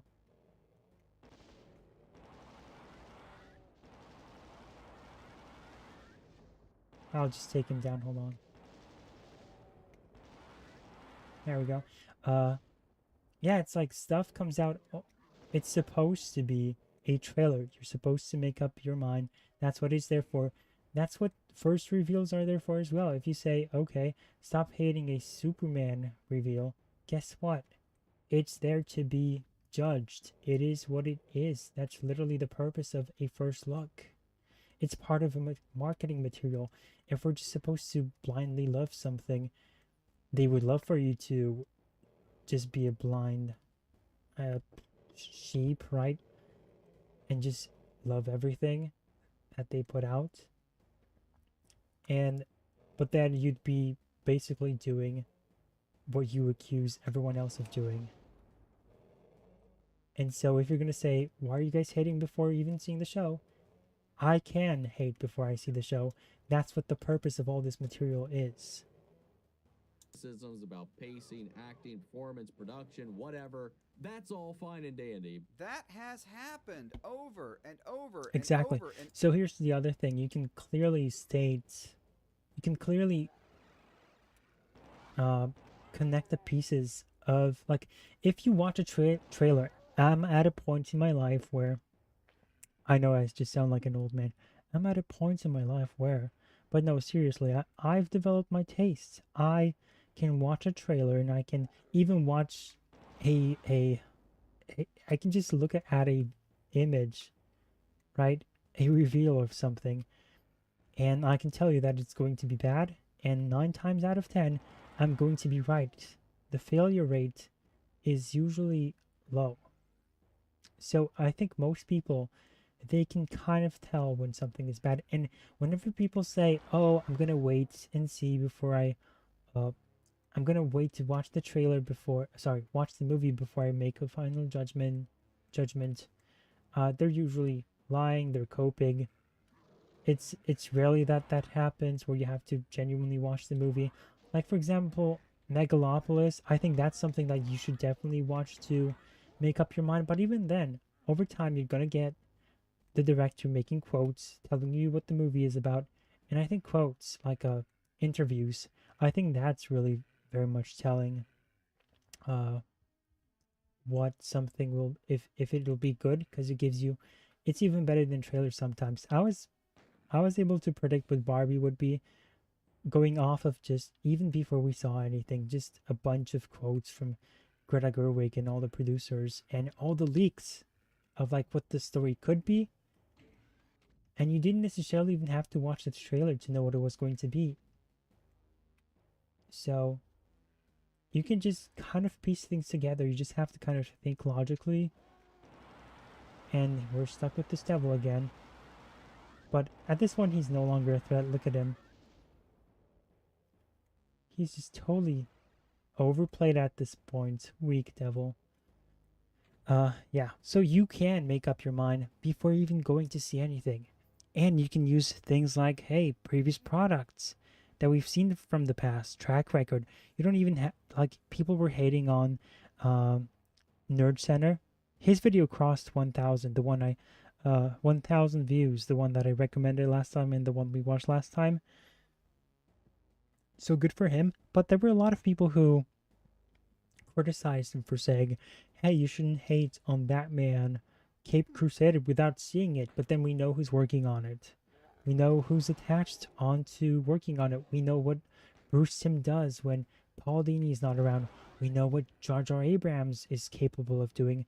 We know that Matt Reeves is, I know some people like Matt Reeves' Batman, but we know that, you know, he's not necessarily the best guy for Batman that we've seen so far, right? So, he has a lot of room for improvement, let's put it that way. And that's that. So yeah, you can make up your mind before even seeing anything. Looks like it might be soon. What are you referring to? Far Cry Lego? Oh, bro, I have a question, but... Oh, I read that one, so I don't know what you're referring to. Woodcap. That and basing it on their baiting average... Wait. Let me see this. That and basing it on their batting average, you can tell the show will suck. Yeah, totally. Like, you can like look at everything that came before and say, okay, well, you guys screw this up. We know who's involved. We know that who produces this stuff. You guys will just fail. Again, we've yet to be proven wrong. Jar Jar Abrams, the man who destroyed both Star Wars and Star Trek. So true. And so, I mean, come on. I noticed that a lot of people who say, you haven't even seen it, why would you judge it? I think that's usually from people who are not very knowledgeable on the names in the industry. They're not very knowledgeable on filmographies and people's experiences, working on stuff, and what projects they work on. They're very not good at keeping track of, you know, anything whatsoever. So that's who those people are usually. So their media literacy is kind of below average. Over and over and over and over again. At what point is it acceptable to you for fans to say, you know what, I don't think Disney Star Wars has earned the benefit of the doubt anymore. And after all this dog shit, I don't have faith anymore. Hey Nimbus, we've yet to watch the Lord of the Rings trailer, which we will do after this level probably. Oh no, what have I joined? Not the Book of Book of Babyfoot. It's good to see you, Nimbus. Woodcap, Marvel and Star Wars have had too many second chances. Apparently, we're still not there yet, according to... Guess what, guys? It was Agatha all along. That's right, Agatha all along. Everyone was waiting for that title reveal, and it's hilarious how they put the song as the title of the show, and they expect us to be hyped about that. It's like you guys were banking on people recognizing the song from a different TV show as your big reveal. Give me a break. It's not funny. This guy. God, the fact that it had like one of the most disliked Star Wars trailers or maybe even videos period on YouTube is insane to me. Oh, Because mamma you don't mia. listen to what the It's other over, side guys. has to It say. is over. None of these people do. Everybody who is hating on the show can go suck an egg. They can go No talk to their eggs. grandma about it. Like I don't care what you think if you're on the other side of that conversation. First of all, those were two of the most soy-induced insults I've ever heard Wait. in my entire life. Second, these guys are scared to have a conversation because they know deep down that we are correct. Dang. That's why they lie and plug us into the categories and say that we just hate Disney and hate Disney Star Wars for no reason. Therefore, we're not worth having a conversation with. But I think if you're just going to poo-poo on the whole thing and say, well, everything that has been made after the prequel trilogy is garbage, then it's really hard to have an honest conversation with you about Star Wars. You can't even you can't have an honest Jesus Christ, conversation that either. is one of the easiest conversations in the world to have. You explain why Disney Star Wars is good, and we explain why Disney Star Wars sucks. But for whatever reason, the soy boys, they don't want to have that conversation. I'm excited for it. It's So too whatever. real, and when you reveal the flaws of something, they don't have an actual response. Moving on now. The Acolytes has already managed to cause a lot of controversy within the fandom. mostly because people are butthurt over diversity. You know, Simon, I'm sure that's if the what only your thing. Twitter bio says is accurate, I think the only person that's constantly butthurt is you. Not that there's anything wrong with that. A lot of people seem to think that this show trying to excel at, you know, its lightsaber fights found some offense in that. You're being purposefully vague here, Simon. People were laughing at Finally. the idea of the Acolyte topping What the is Darth this? Maul fight from the Phantom Menace. That's Not hilarious. for saying they want to deliver a good lightsaber fight. Something that Disney has never done, by the way. We've seen the fight in the trailer, so to say that it's better than the Darth Maul fight from Phantom Menace is all kinds of kooky. I mean, like, in what ways? You just saw a trailer. Speaking of, like, you haven't even watched the movie. How about you don't overhype a fight scene that hasn't even concluded? That's the thing. It's like, at least the haters are hating what is shown to them. It's like they will rip a trailer to shreds and make fun of something without needing to talk about an action scene that hasn't even happened. And yet you guys are declaring it that it's better than the duel from Phantom Menace based off of some awful choreography we've watched and hilarious use of the Force, mind yourself. So yeah, these people are, that's who we're arguing against, and that's why they don't want to engage in these topics, because they expose themselves to be who they are. And they don't want to put themselves in a situation where they don't know what to say, and they expose themselves. Nimbus, I heard that the Acolyte is happening, love, 250, around 250 to 100 years before the Phantom Menace, which is ridiculous and insulting when referring to the line in the Phantom Menace where they reference that the Sith haven't been seen for 1,000 years. Oh, there you go. I didn't even remember that line. But yeah, and the whole High Republic era of Star Wars that was manufactured by Disney is just, well, I guess it's very typical to say it's stupid, but it's really unnecessary. It's like you're just expanding more. You're expanding the mythos. At the same time, they always do these with these properties. Same with The Amazing Spider-Man 2 and all these Spider-Man storylines. They always expand the storylines. So for example, with The Amazing Spider-Man 2, for example, they always have to add, like with the father of Peter Parker, they add that whole secret agent storyline.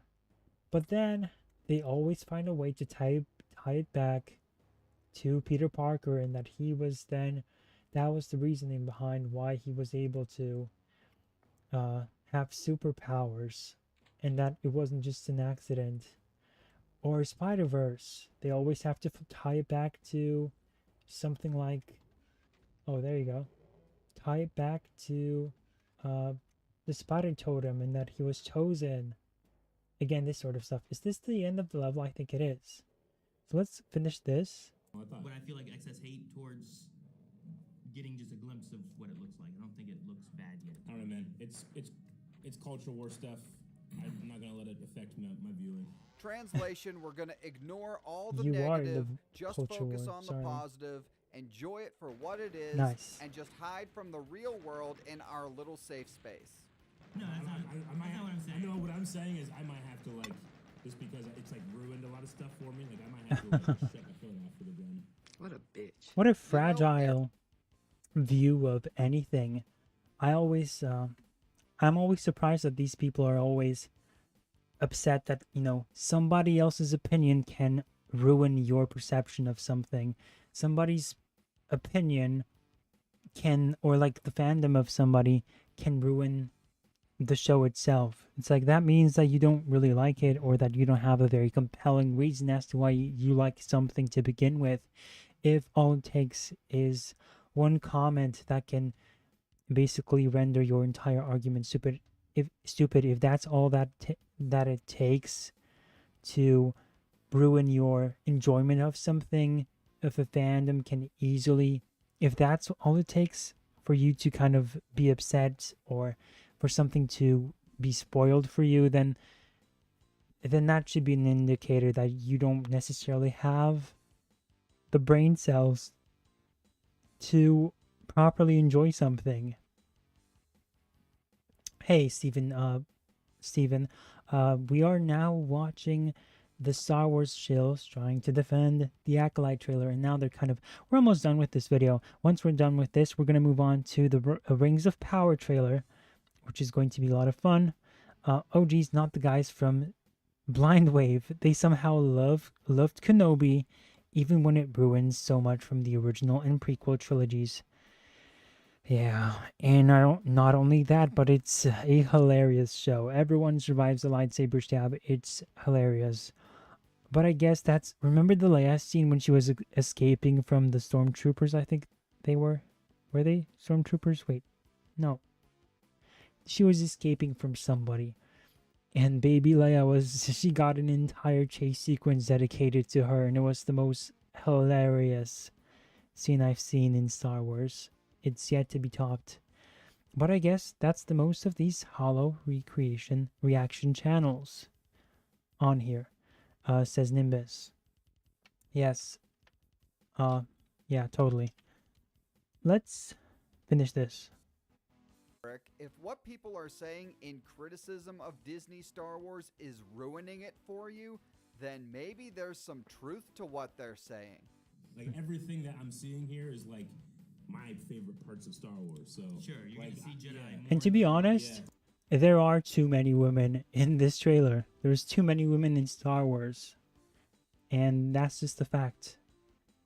Not only because it's like when it comes to the lore, it's inaccurate, and it doesn't line up with what the Jedi are supposed to represent. But it's, it's a guy's franchise. It's a franchise for boys. And then, like, for guys, therefore it should have a mostly male cast. That's just a fact. No need for that feminine energy to enter the Star Wars universe, as has happened with Halo. And I think every big franchise, has been overtaken by the female energy. Glad I gave up on Disney Star Wars after the sequel trilogy. It saved me brain cells. Same. I didn't even watch Mandalorian. People were overhyping that thing since season 1, since it launched, and I've never bought into it, and I'm glad I never did. Look where Mandalorian is right now. I bet you 100% that the season 1 of Mandalorian was not even good. I think it was just a lot of people being wishful. They were wishful thinking. They were being wishful in that they were hoping that Star Wars would be turned around under Jon Favreau, and he was only a director for that. And I bet you 100% that the writing in that series was not even that good. Oh geez, I read that one from Nimbus, and Mudcap says the little girl who plays Leia even made fun of the escape scene. I didn't even know that. Is there an interview like that we could watch, perhaps, where she reveals that? Nimbus says the scene where Kenobi has Leia in his coat as they walk through the Inquisitor base like a cartoon. Even the kid actress for Leia called it ridiculous on set. Dang. If you guys don't know what it is, the scene, I'll try to find it right now. So I just cannot even allow the opportunity for that bullshit to touch me. Because you know that you can't defend it. All of these Disney shills who appeared in this video know deep down that they can't defend Disney Star Wars. And that's why they're doing what Disney themselves and their friends in the media do, which is attack the fans for not liking it. Thanks for watching. Make sure you check out some of the other content for The Acolyte already live on the channel. And if you enjoyed the video, please like and subscribe. Thanks, Grizzy, again. And I think I found the video. Just make sure it's... So in case you don't know what Nimbus was referring to, this was the scene. Hopefully it's the one. Hold on. Oh, this is also edited. Like, okay, perfect. It's even better than I had imagined. Awesome. Hold on. Let me pull this up. Oh gosh, I have so many tabs open now. Which one was this? Hold on, what's the name of the video? The video is called Obi-Wan Kenobi Hides Leia Under His Coat and Hundreds of Stormtroopers Don't Notice.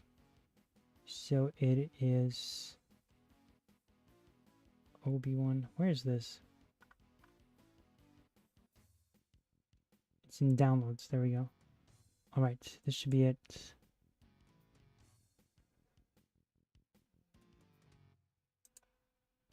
Brace for your ears. This might blow up in your ears.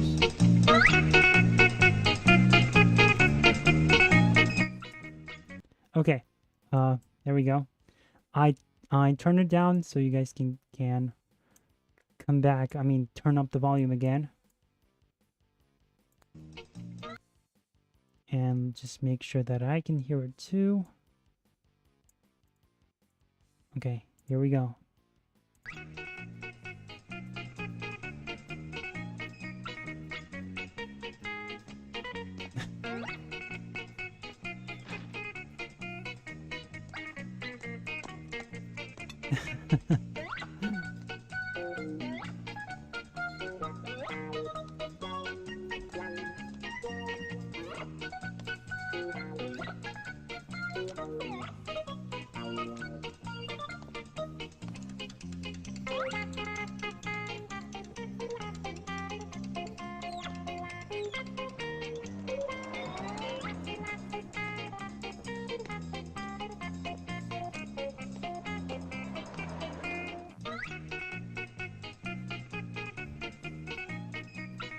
So there's Princess Leia. She's under his coat. Very creepy. And I'll pause it here, actually. So here she is. You can... Honestly, I didn't even notice. Maybe, hey, this would have worked. No, but seriously. Look at this. I'm not even showing this to you guys. Hold on. I've messed up. I'll just keep it the normal size. There we go. Oh. Okay.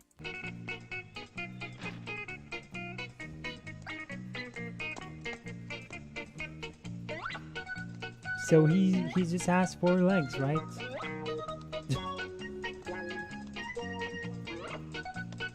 Just in case the audience didn't pick up, she was underneath that coat. Now you know, because she peeked her head, even though it would have risked their lives. Intelligent Leia since the very beginnings.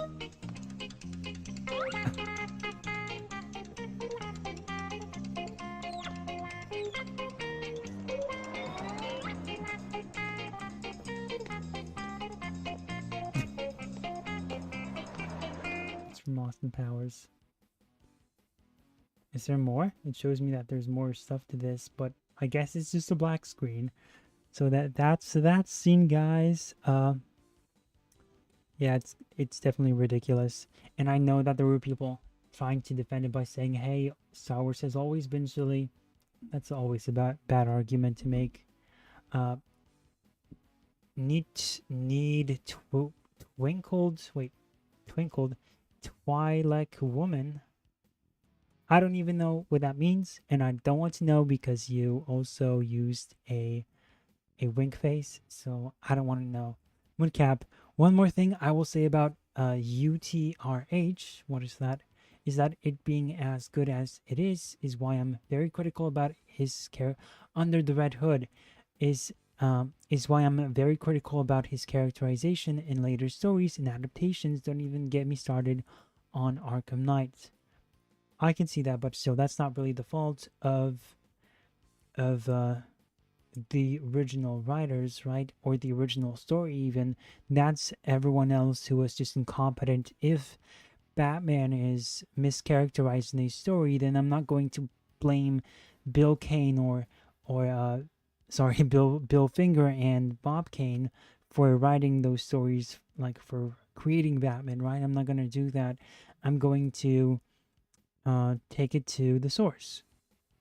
So the person who has written the bastardization, I'm not going to hate on the 2000s Teen Titans cartoon because Teen Titans Go took those characters and ruined them. I'm not going to do that. So same thing here. Keep in mind the season 1 of Mandalorian came out right after the Rise of Skywalker. Anything would look good after that. So true, Moodcap. Steven also responds to Moodcap by saying Jason was all over the place after it, referring to Under the Red Hood. MFR tried to prevent Bruce from getting to Bloodhaven, and Dick would die. And then he's with Donna and Kyle. Then he's trying to be Nightwing. Yeah, I guess once you kind of like introduce a character, people don't know what to do with them. That often happens in comic books. But what would you guys say, like, for the Winter Soldier? I think it kind of worked out for the most part. So again, it's like, and they had a very similar story arc. So again, it really comes down to the editorial team just being incompetent. When he was trying to be Nightwing, there was a nice moment with a picture of both of them. Then he's full villain after losing battle for the Cowl. New 52 gives him Grayson's friends and angst. That's also true on the New 52 part. And also what you said about him becoming a villain then going back and forth. I think he should have stayed a villain for a while before going back to like a hero role. And in Rebirth, they settle on something that makes sense. And then Fitzmartin takes his guns away in the same issue that she made Tim and Bernard buy, and they couple. Yeah, the recent stuff is just, it's official fan fiction. Nimbus says, not only is it ridiculous because of how easy it is to see he's got someone under the coat, but every trooper and officer there should recognize Obi-Wan. He is the second most wanted Jedi in the galaxy. That is crazy indeed. If they don't recognize Obi-Wan, I mean, everyone should be looking for him. I'm not aware of the context, but hey, if I saw Trump walking around, I think I'd be able to recognize him. Anyway, that's the Star Wars situation. Now, let's move on to the proper long title is the Lord of the Rings, the Rings of Power. And yes, Amazon released a second trailer for this awful TV show that came out in 2022. It's already been that long. How time flies. Just yesterday, it seems like I was watching Nerdrotic's videos because I would never watch this TV show, but I watched his videos where he went over the whole thing, and it was just so insightful. It's always so interesting to watch a real fan go over the history, and you can just tell that he's passionate and very knowledgeable on the Middle Earth and everything surrounding them, and you just love watching those videos. His critiques of Rings of Power always had those nuggets of lore that perhaps I don't remember till this day, but there's a lot of stuff that I still remember. And I'm not like a huge Tolkien fan. I am planning to on getting kind of more invested in this world aside from just the movies. I know there's so many of you here who love the movies so much, and I myself have just watched all the behind the scenes, well, not all of them, but a substantial amount of behind the scenes videos that go over what it took to make these movies and how innovative they were at the time and still are. I mean, just incredible stuff. How they were able to kind of like use illusion to kind of have both Gandalf and the tiny hobbits in the same frame without using visual effects, CGI. So just amazing stuff all around. Then this show came out, obviously. No serious Tolkien expert would support this, aside from the paid-off ones who are also progressive, and so that's who supported this show. they didn't get the main guy who was Shippy. That was his last name. He is like the most respected, most renowned Tolkien expert. Again, Nerdrotic goes over this in depth. He covered each episode every week. Fantastic stuff. And I saw a lot of the scenes, and that's how I kind of digested this TV show through his videos, because I know that, and rightfully so, I've seen the diversity castings and how it's kind of like this, looking like an overproduced TV series that is missing that quality. It looks too much like a very polished and clean fantasy world, and the characters and the lores don't line up with anything. Like, even the way characters look and speak, I mean, it's just a testament to, further proves how amazing of a job Peter Jackson did with those original movies. And even a lot of experts did say that, you know, it wasn't perfect. Tolkien's son himself said that it was, you know, he didn't like the movies. And now compared to what we have now, yes. But I kind of expect the son of Tolkien, at least the sane one who does respect the source material, to feel negative about the movies, because, you know, that's kind of to be expected from somebody who has like this investment in a property like that. Let's just get into this trailer right away. Hopefully we don't get taken down. Ancient and powerful has returned. I saw somebody's comment saying Palpatine has returned, or it's like, oh no, it was Sauron has returned. Somehow Sauron has returned. Love that. Hobbit movies robbed us of Tom Bombadil, though. Is that like a Tolkien character as well? Is it that one character that is apparently known for breaking canon and being extremely inconsistent? Is that a character? Oh no, says Nimbus. This is going to be the only way I'll see this trailer. You welcome, Nimbus. Moodcap, people said Christopher Tolkien was overprotective over his father's work. Ever since he passed, we get this and the Gollum game, and now we're getting the Gollum spin-off with Peter Jackson attached as producer, which means nothing probably when it comes out. Going back to Moodcap's comment, he wasn't just protecting fiction, he was protecting his father's work. Exactly. By the way, this video, let's see how many dislikes it has right now on YouTube. Rise of the Sphinx. No. Rings of Power. By the way, we you know, remember when we watched the Lion King Mufasa trailer? Disney disabled the comments for that now.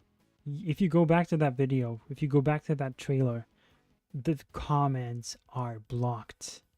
You cannot even read them, which is hilarious. It took them that long to just close those. So there's 69k likes. Think of that what you will. 69k likes. And 326,000 dislikes. The ratio is insane. Again, 326,000 dislikes versus 69, just 69 k likes. And yeah, it's rough. I'm gonna check if the comments are still there. They are. And of course, you got some incredible comments, which are to be expected. Galadriel, no man can fool me. Sauron puts on wig. I am no man. Speaking of wig,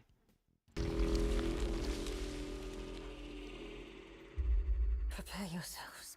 Somebody made a comment that they ripped off the Avengers scene with this. And I'm like, I went back to this scene and I'm like, oh gosh, they really did rip off the Avengers pose.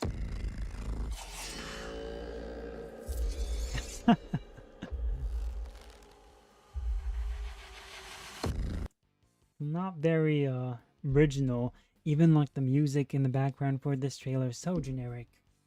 So like a typical blockbuster. worms his way inside your mind. The crest of him slit us in.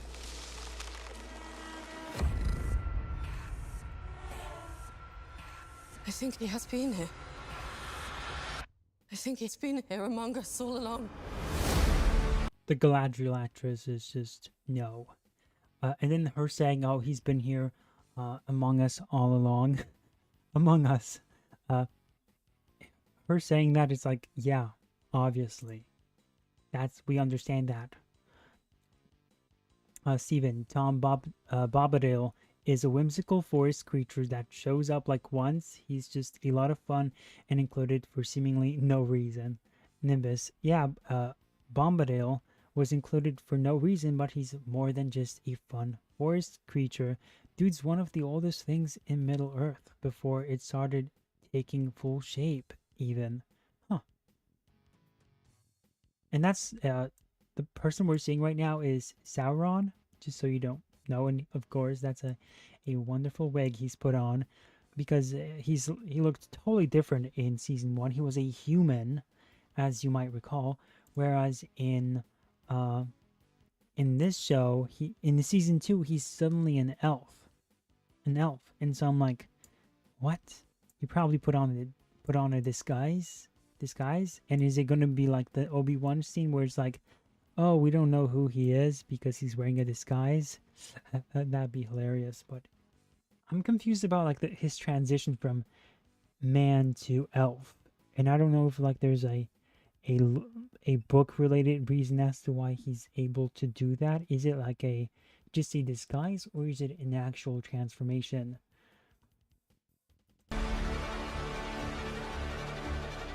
Too big.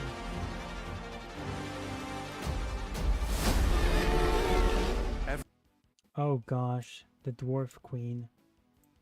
When I saw this, I kind of cringed because of just how she looks in this. It's totally scary. I mean, imagine waking up one day and this stands right in front of you and it turns around looking at you like that. You'd think that's a demon, okay? Don't tell me you wouldn't think that was a demon. But what happened earlier here? It's a water creature? This summer. It's the Kraken from Clash of Titans. Every soul in Middle Earth is in peril.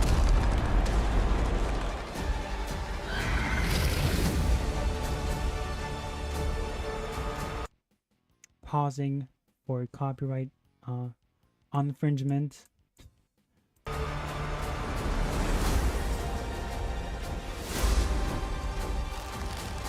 Don Lemonas, or Don Lemonlass.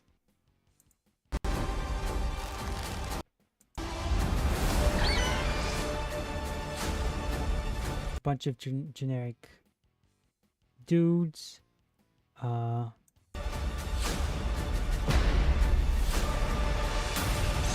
At least it looks like there's more action than in the first season.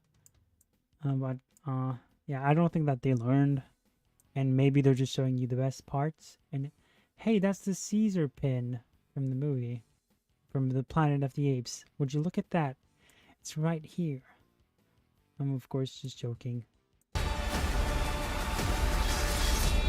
He's so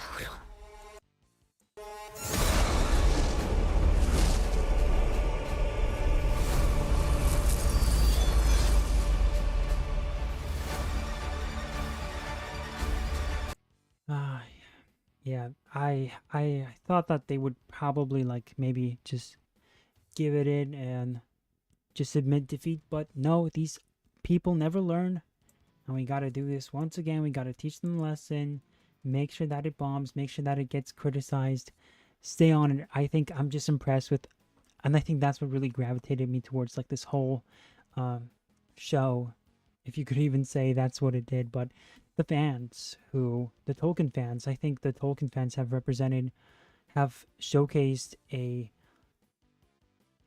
incredible show of support, and I wish more fandoms were like the Tolkien fans, who defend what is what is to be defended, what is enjoyed by many and to be respected. Of course, it's just books or movies, but if you don't, like, if you just milk stuff and you give a slop and you milk stuff till no tomorrow, people should criticize you, and especially if you disrespect the source material and you try to improve upon it, that at that point you're just being insulting and you're being disgusting, and you should be criticized. And I wish that there would be more fandoms like that. So I made this joke and I'll say it again. The Lord of the Rings fandom is the one fandom to rule them all. The Lord of the Rings fandom is the one fandom to rule them all. And I say it with hope that more people, more fandoms end up going in the same direction, although you can't really count on them. And I really do think that a lot of it stems from the fact that, you know, The Lord of the Rings is almost like this, it comes from the mind of like a devout Catholic. It doesn't have scenes where it depicts, you know, twerking, or like it's not like a needless gore. It doesn't play into that I'm not gonna say like that everything that has violence in it is like degenerate, but it's like it doesn't try to be modern. It doesn't try to change with the times. It doesn't try to be ironic, and it takes a level of appreciation to truly be a fan of this series. And for that reason, because it has those standards, and because at its foundation, it is kind of like those foundations do come from a Christian worldview. I think that's why maybe you have a fandom that is not so easy to put out, like in like a match of fire. They're not going away. They're going to stand their ground. They're going to make sure that you're not going to silence them. And it's always funny, like, comparing people talk about this stuff. I see a bunch of groups, like, you know, let's just say I'm in a lot of groups. What does that mean? That's a very vague statement. Let's just say chats, for example, and I'm not talking like, let's just say I observed like different comments that people make and at work sometimes it's like I like look around and listen to like opinions. Usually when it's like the Barbie movie, for example, you know, it's very much modernized. It is very much placating to the modern audience. It is very much ironic and derivative and opposes everything that, you know, not everything, but opposes a lot of what the Barbie brand was. And I know it sounds funny saying that, but it really was that. And so watching that discourse around that movie in like normie spheres versus something like this it was very fascinating, because normies just pick up on what is being said online, and if they go to the comment sections, they will probably end up taking the same opinion. I'm not talking about like pocket Reddit subreddits that will defend this no matter what. I'm talking about like normal regular people who don't necessarily follow everything. They'll just look at the comments and they'll end up taking on those same opinions themselves. And the same thing applied for Barbie. There's a person who will hate on this show, on the Rings of Power, but under the same breath, they will also, in the same sentence, they can then quickly change to talking about how much they loved the Barbie movie. That's just how people are. They don't really think for themselves, and oh well, that's why we exist. That's why we're here, to manipulate them and to lead them in the right direction, because they are too let's just put it nicely, they're too dumb to make up their own opinion. Okay, they can't think critically. They just follow whatever the narrative is, and that's why it's important to be in charge of your narrative. That's why I'm loving the Tolkien fandom. They're the template. They're the guys who are showing us the way forward, and we should be like them. every single person, because really, if you put your hands together with everyone else and you work as like this, a fellowship, so to speak, people will notice and people will eventually take on those talking points. Like another example that's kind of like a uncalled for example, like Andrew Tate, for example. He became popular. He became and his popularity kind of spread, and now people are now kind of being convinced by what he's saying, regardless if it's all good or if it's all bad, regardless of that entire thing. That's how people operate. They see something that's popular and they might even disagree with him, but subconsciously they will then make decisions that will kind of echo. That's why subliminal messaging is so important in movies. It can really change people's perception of something. And that's why, I would say that, a lot of women have internalized feminism, and men too, right? People will just say, women who are conservative, for example, they will hold feminist positions from the feminists of 1920s, right? Right?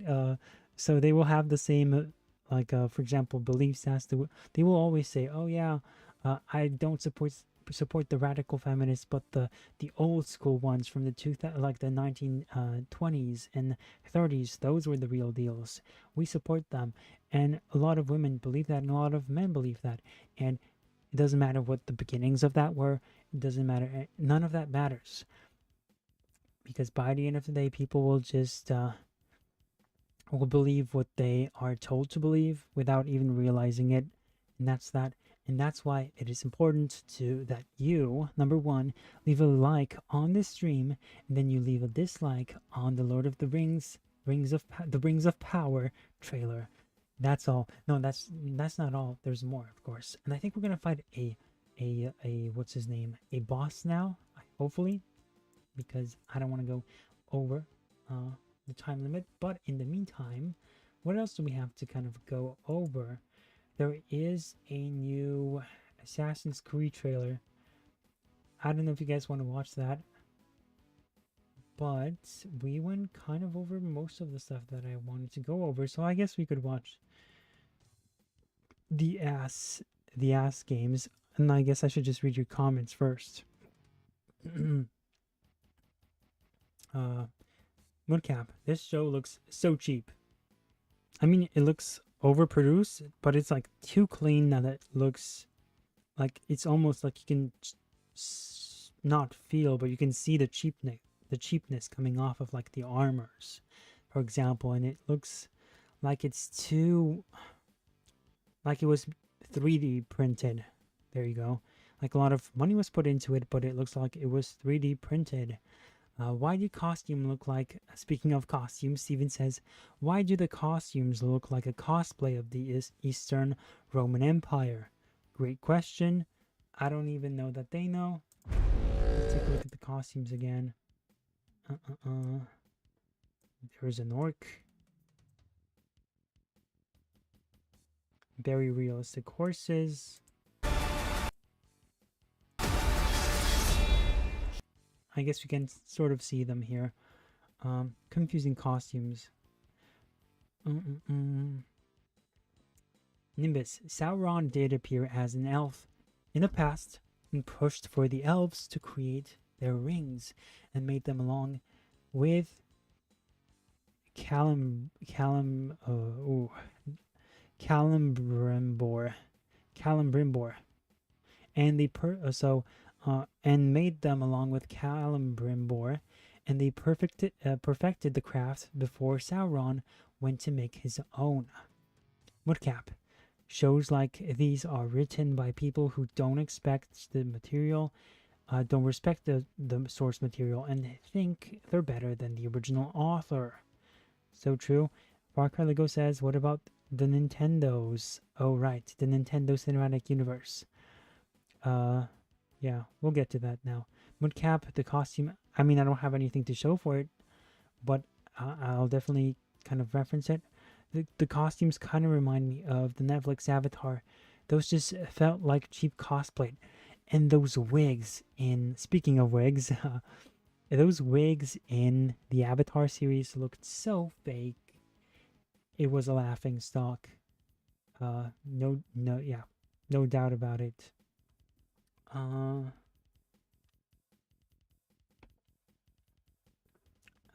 Let's see. Yeah, the Nintendo Cinematic Universe. I heard one thing about it, which is that Chris Pratt said that Super Mario 2, the movie, will help Nintendo launch their own cinematic universe. And yeah, I do think it's gonna be just. I was like okay on the Mario movie. I was leaning more in the negative. I was surprised that it did pay homage and did respect the source material in some sense, but at the same time, then it totally dropped the ball when it came to Princess Peach and Bowser. Bowser became a joke, not a threat at all, and then Princess Peach became a girl boss, independent woman, and then Luigi was the one who had to be rescued. Give me a break. Even when Princess Peach got captured, even then she refused to be a victim, and she saved herself in that one scene. Isn't that hilarious? Not for me. Not very funny. The costumes kind of remind me of. Oh yeah, and Far Cry Lego says you saw my reaction when I saw it. When I saw the news, I think I did. Did I learn that from you? Like what else are they gonna do? Like it's going to be very difficult to create a Metroid movie, because you'd have to go in a very. If you want to be faithful to Metroid, you have to be silent protagonist. Well, it doesn't have to be a silent protagonist, but the characters should be isolated at some point during the movie, and it should be creepy, and it should elicit certain emotions, and I don't think that they're going to go in that direction. A Kirby movie might work. The Legend of Zelda movie should work, but they should have done animation instead of live action, and I think they might still do it at Illumination, so they're going to have both animated Zelda and then live action Zelda. Weird. And then Pokemon, that could be a great movie. Even though I'm not like a Pokemon guy, I think that franchise has so much potential. What else do they have? Earthbound, that would be great. Star Fox might be a tougher sell with the characters. Kid Icarus, that could be fun. Greek myths, everybody loves those. They probably mess it up and make it referential and weird, but I think Kid Icarus has good potential. All these properties have great potential, and I think Metroid would be the least commercially viable one of them all. Donkey Kong, I think that's going to be a spin-off that could work. Although Seth Rogen as his voice. Yuck.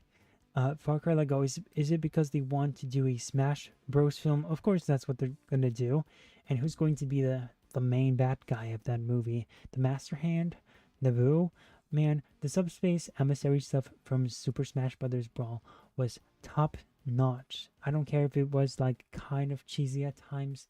It was just perfection, and it was the original Avengers Endgame. If you guys want to watch the story mode of what's it called?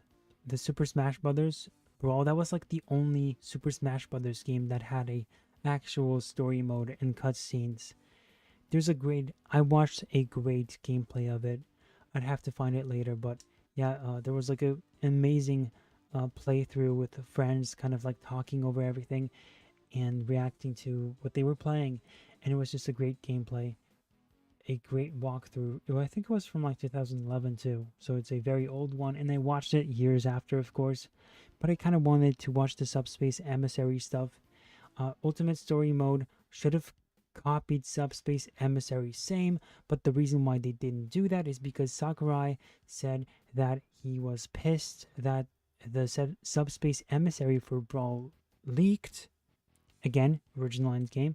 So he was upset that it leaked and that basically people got to watch it without playing the game. But that's the case with everything nowadays. Just why didn't you do it? That's a stupid petty reason.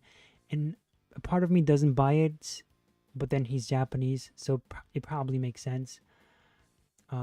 they gotta add Sonic and Snake to it as well. Or they better. Moodcap says Ultimate Story Mode should have copied. Oh, I read that one. And then Steven says Sin and Punishment maybe. There's only 2 games in that series, but it could work.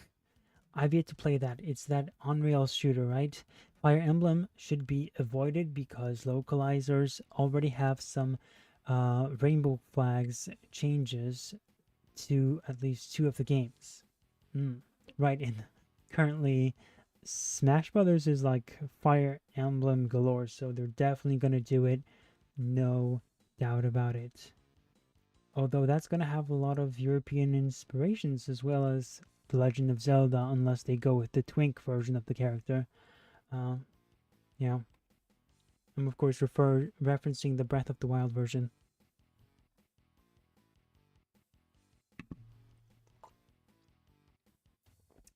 Okay. Sadly, they're gonna do FE for films. FE, yeah, Fire Emblem. Yet nobody will watch it. Yeah, that's usually like a very strong brand in the East, but in the West, it's now just gaining momentum and like, yeah.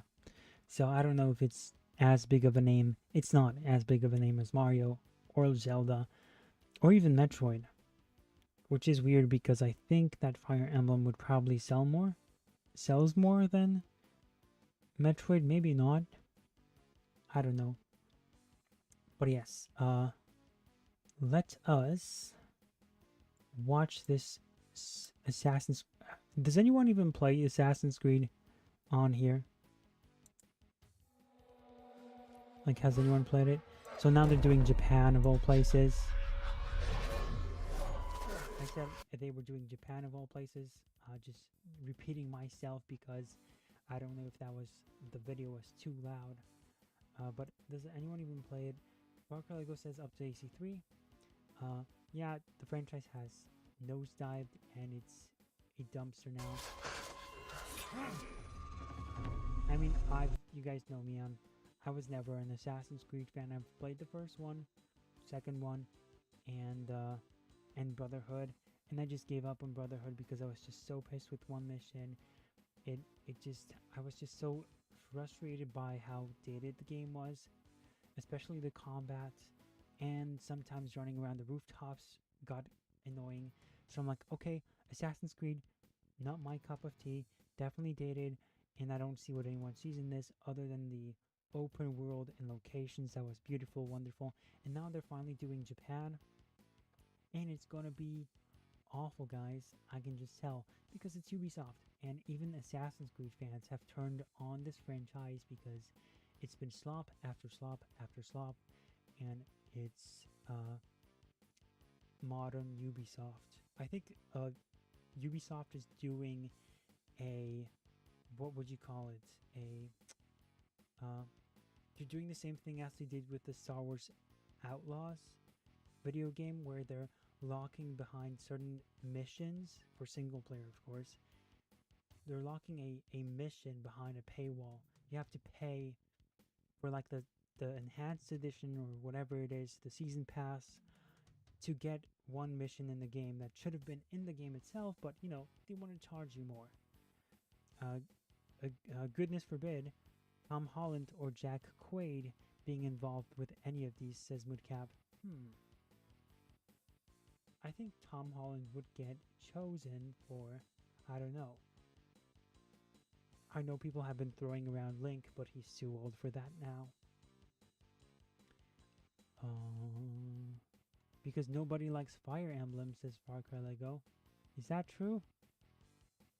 Oh, what? Nobody likes Fire Emblem. I used to though, says Far Cry Lego. Cricket noises? What do you mean cricket noises? Woodcap. You guys can hear me, right? Right? Guys? You guys can hear me? Hopefully. Say yes or blink twice if you hear me. Now you just made me paranoid. Moodcap? No, you guys can hear me. I can see my own audio on the side. Your volume got really low. Oh, dang. Oh, sorry if you guys lost your hearing just now, but that's because I confused my audio with the audio for the trailer. Well, dang. Thanks for letting me know though, because that would have been very quiet. Thanks. It's good. It's good that you guys let me know. Good. Metroid's best-selling game was Dread. Yeah, like 5 million, and that was a DS game that finally got released after development hell for the Switch. A friend of mine, how much did Fire Emblem make? Like how many copies? A friend has just told me to the collector's edition of this new AC is $279 US. What the hell? Yeah, not good. That's just Ubisoft, to be expected. I don't hate Tom Holland in any of these films. Oh, you don't want Tom Holland in any of these films. But knowing Hollyweird is probably what you were trying to say. He'll probably be in it. Why are you quiet, bro? Now you guys know why I'm quiet. Yeah, that's just I toned myself down. Sorry about that. But we should be now louder than before. So we're back. We're back, right? It's better. Tell me if it's better. Let's see. Steven. Wherever I see Pedro Pascal or Tom in the movies, in any movie, I have less interest in it. Yeah, now it's Fantastic Four, baby. Same with me. Far Lego. And then Steven says, your volume... Okay, yeah, I read that one. The cricket noises were in response to AC. Oh, well, that's hilarious then, because you said cricket noises. I assumed you were talking about the audio. And by me asking about the audio, we were able to kind of... you guys kind of responded to the fact that my audio was low. So regardless, you indirectly caused me to improve my audio. So thank you, Moodcap, for that. Very useful. As always, MVP. And Hoske, you too. And Fucker Lego.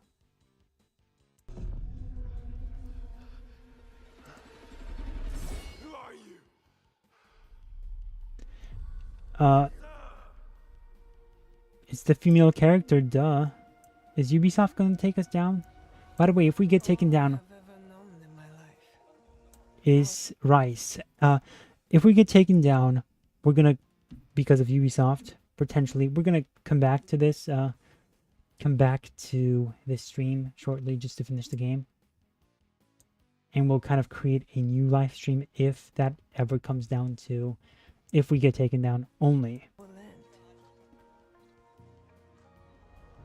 Our customs, my family, burns in the name of unification.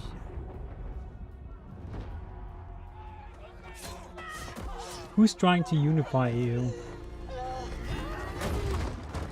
Girl boss.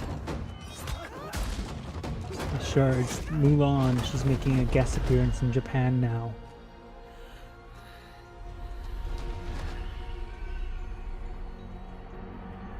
Where's your cow, huh? You are still a frog in a well. Oh, so you get to play as him, and you get to play as her, and you get to choose. Knows nothing of the sea. The ocean's filled with new ships, but they all come from the same river. Greed. The first AC game to sell 0 copies. What?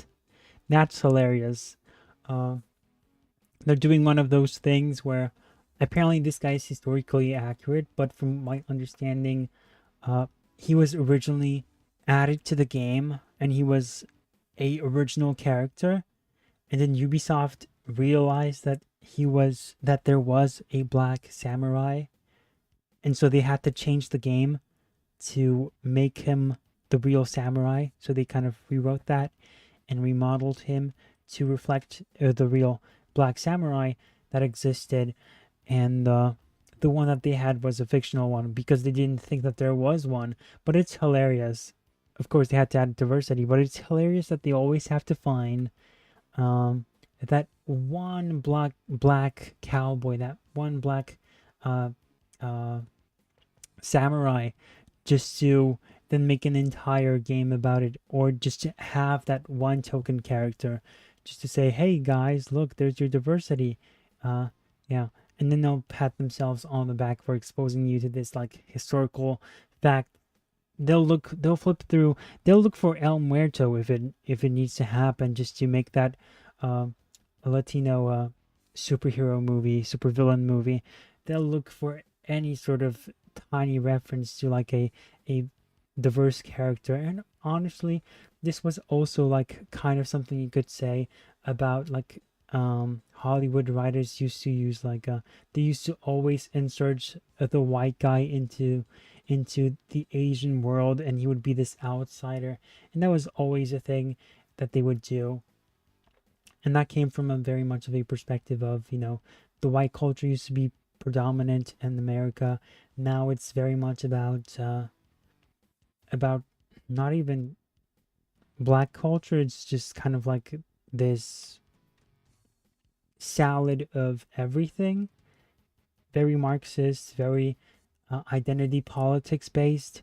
So they will always kind of that's what they're always presenting when they're showing you these characters. That's what they're rooting for, essentially. So I prefer what we had before. Personally, of course, just my opinion. I feel like that's what I feel. No, just kidding. But yeah, that was much better than what we have now, where this character doesn't probably even contribute to, well, maybe he does contribute to the story too much than he should. Yeah.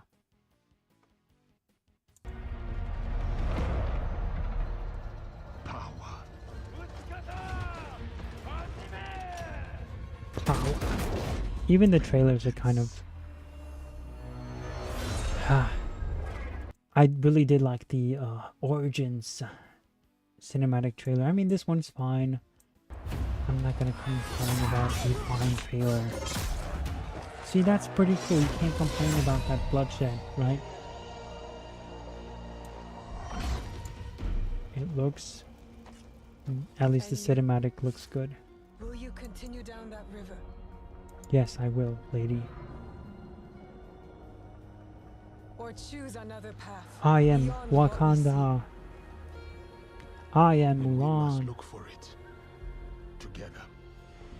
I wonder if this is a real female character who actually killed people. Maybe. I don't know.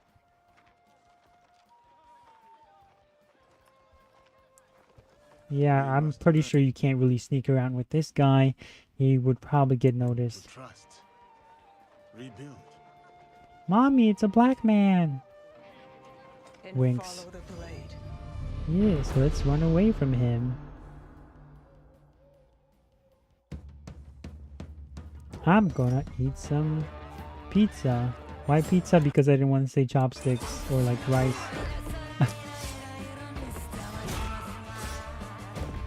Get him! Get him! Nice. It's always funny to see a female character always upperhanding the male characters who are twice her size, who can, you know, who are much stronger than her, more experienced, more trained. But you know, she's got it, guys. Just let the queen cook. Let her, you know, my wigs has been snatched. Let her do her thing. Just let her have it.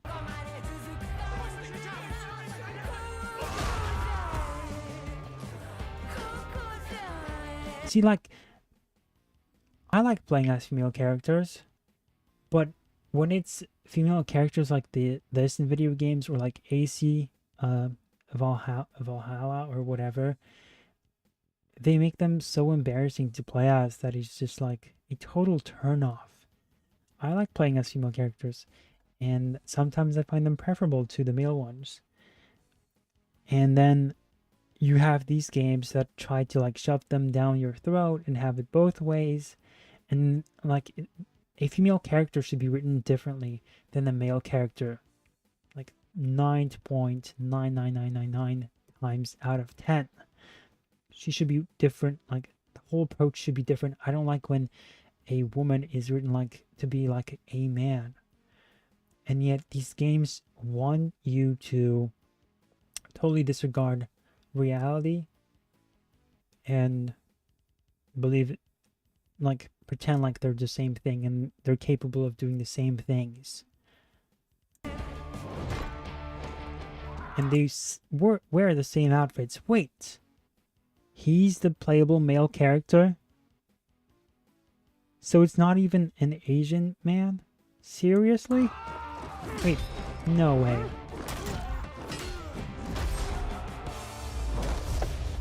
That's ridiculous. Is that really it? Is that true? We are the shadows. You don't have to worry about blending in with the shadows.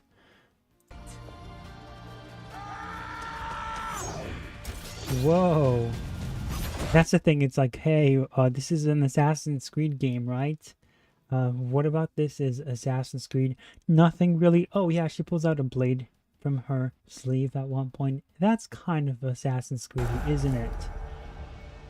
Shadows. Amazing generic name. November 15th. I'll be sure not to play it ever. Ever again. No, I won't even touch it for the first time. I refuse to get Ubisoft games after they said to get used to not owning games you pay for. They did say that, and it was embarrassing. And I can definitely see where you're coming from, Woodcap. You're also saying it makes me want to see Batman cover up, do a combo beatdown like he did on Talia's guards. Yeah.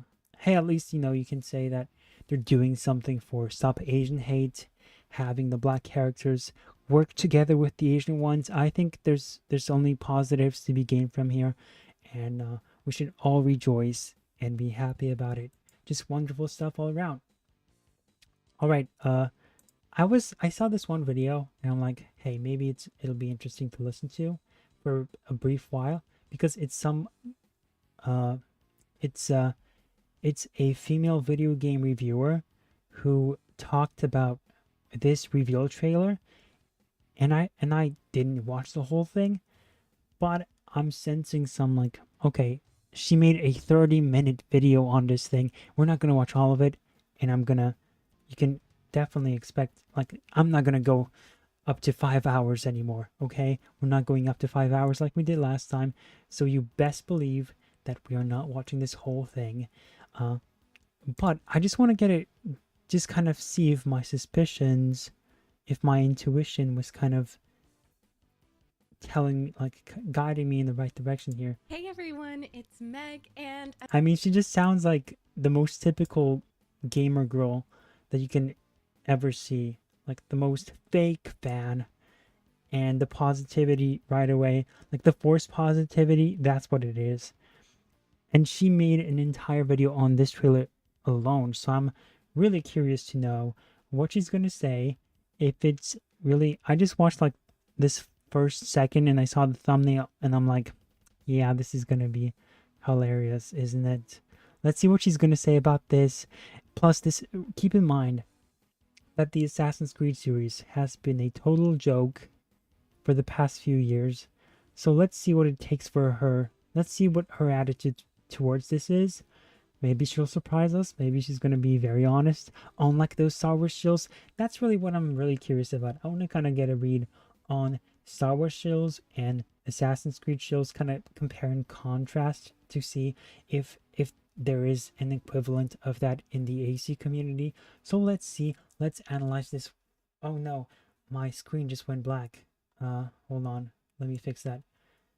And yeah, let's see what she's gonna say. New Assassin's Creed trailer just dropped, and if She you seems haven't very caught it happy. yet, Assassin's Creed Codename Red is now Assassin's Creed Shadows, and it's set Oh, in Japan. hold on. I think we finished the game. What? The Spider-Man mastermind must have sent forth its legions of Hellspawn before your final confrontation with terrible beast from... can you guys even hear whatever's happening here? I don't hear anything myself, so... But you stepped forward and brought forth eternal damnation and suffering upon the Horde as a true hero would in the face of something so evil. Besides, someone was gonna pay for what happened to Daisy, your pet rabbit. Oh no, that was our pet rabbit. But now you see spread before you more potential pain and gratitude as a nation. Something the end. Beautiful, we finished it, guys. Rejoice. We finished the game. And that was a pet. Look at, he's holding the rabbit in his arms. Can we make this bigger before it disappears? Look at the rabbit in his left hand. It's dead. Guys, we did it. We beat Doom. We beat Ultimate Doom, which means we can kind of finish the reactions to these videos and kind of focus on that, which is pretty cool. And I'm so excited to announce that, yeah, we're of course done with the series. And when it comes to what we're gonna play next, you guys will see. Next, you said yeah on to Doom 2. I figured, hey, maybe we could take a tiny little short... stick with me here, Far Cry Lego. Maybe we could take a tiny little break from Doom, and I have a mystery game for you that's going to be played next time. I'm not going to tell you what it is until the day of the stream. You guys will see what it is. It's a very... You're never going to guess what it is. You're never going to guess it. I can guarantee you. And you'll see. I don't think it'll take us a long time to finish it. So you'll see what it is. I'm not going to tell you what it is. But yeah, Saturday we're going to continue Red Dead Redemption. And that's that. And I'm so happy that we finished this game. And episode 4, as you can see, episode 4 is much more difficult. So we had to play on the lowest difficulty just to even progress properly. And that's that. We did it. I reviewed the main game itself, so I'm not going to review this one. I'm just going to say, obviously it's not as good as the first 3 episodes if you take into account the difficulty spikes, right? But it was still fine. I'm not going to say it's awful or bad, but it really could have used better balancing. But I think this was really done on purpose to kind of make it harder for the hardcore players. So there's that, but at the same time they made it somewhat easy for us here as well. But hey, even the easiest difficulty was somewhat, difficult. It had its moments. So yeah, I'm not going to talk about the series anymore. Let's just skip these credits and oh, credits after the credits. How amazing. And yeah, let's get back to this lady over here. While this plays in the background, let it just be there to honor the fact that we finished it. And yeah, I'm gonna definitely also ask you guys about like potential other games you could play in the future as well, mainly like Doom 2 and other ones. Is it a game I know? Well, I don't know. That's the thing. Maybe, maybe not. And I wouldn't want to tell you, where's this woman here? I lost her, guys. There she is. Nope, that's the Acolyte again. That's the official trailer. There she is. Let's see. She seems very positive so far. It's Meg, and a new Assassin's Creed trailer just So I'm gonna jump around here as well. Haven't caught it yet. Assassin's Creed Codename Red is now Assassin's Creed Shadows, and it's set in Japan. That is the extent of what I know. I woke up a few hours ago. The trailer dropped, I think, like 2 hours ago. But I had other stuff to do, so I've been completely avoiding social media, even my Discord. So let's go ahead and react to it. Oh, she's gonna live react. Okay. We're gonna watch your live react. How is this video like over 30 minutes long then?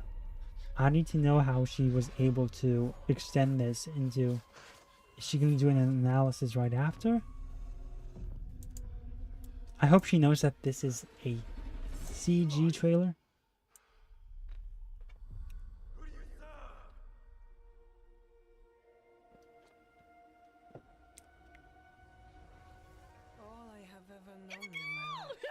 Oh no. It's a girl for the third time, or the fourth time, the fifth time actually. Wow. Okay, this is going to be annoying. We're not watching this till the end.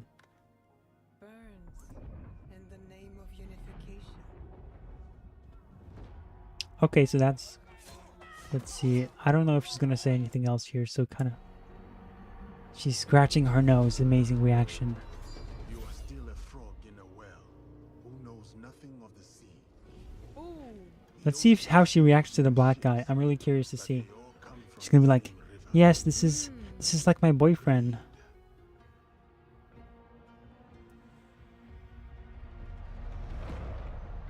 Pretends not to be shocked. She kind of looks kind of surprised.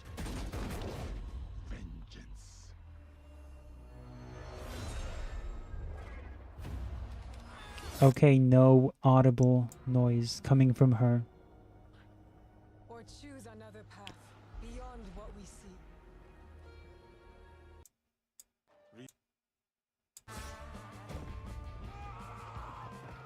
The music for this trailer in that moment sounded like some summer beach vibes. Just listen to that again. Before the singing. I guess kind of, not really. Oh, there we go, see? The beat. Dun dun dun dun.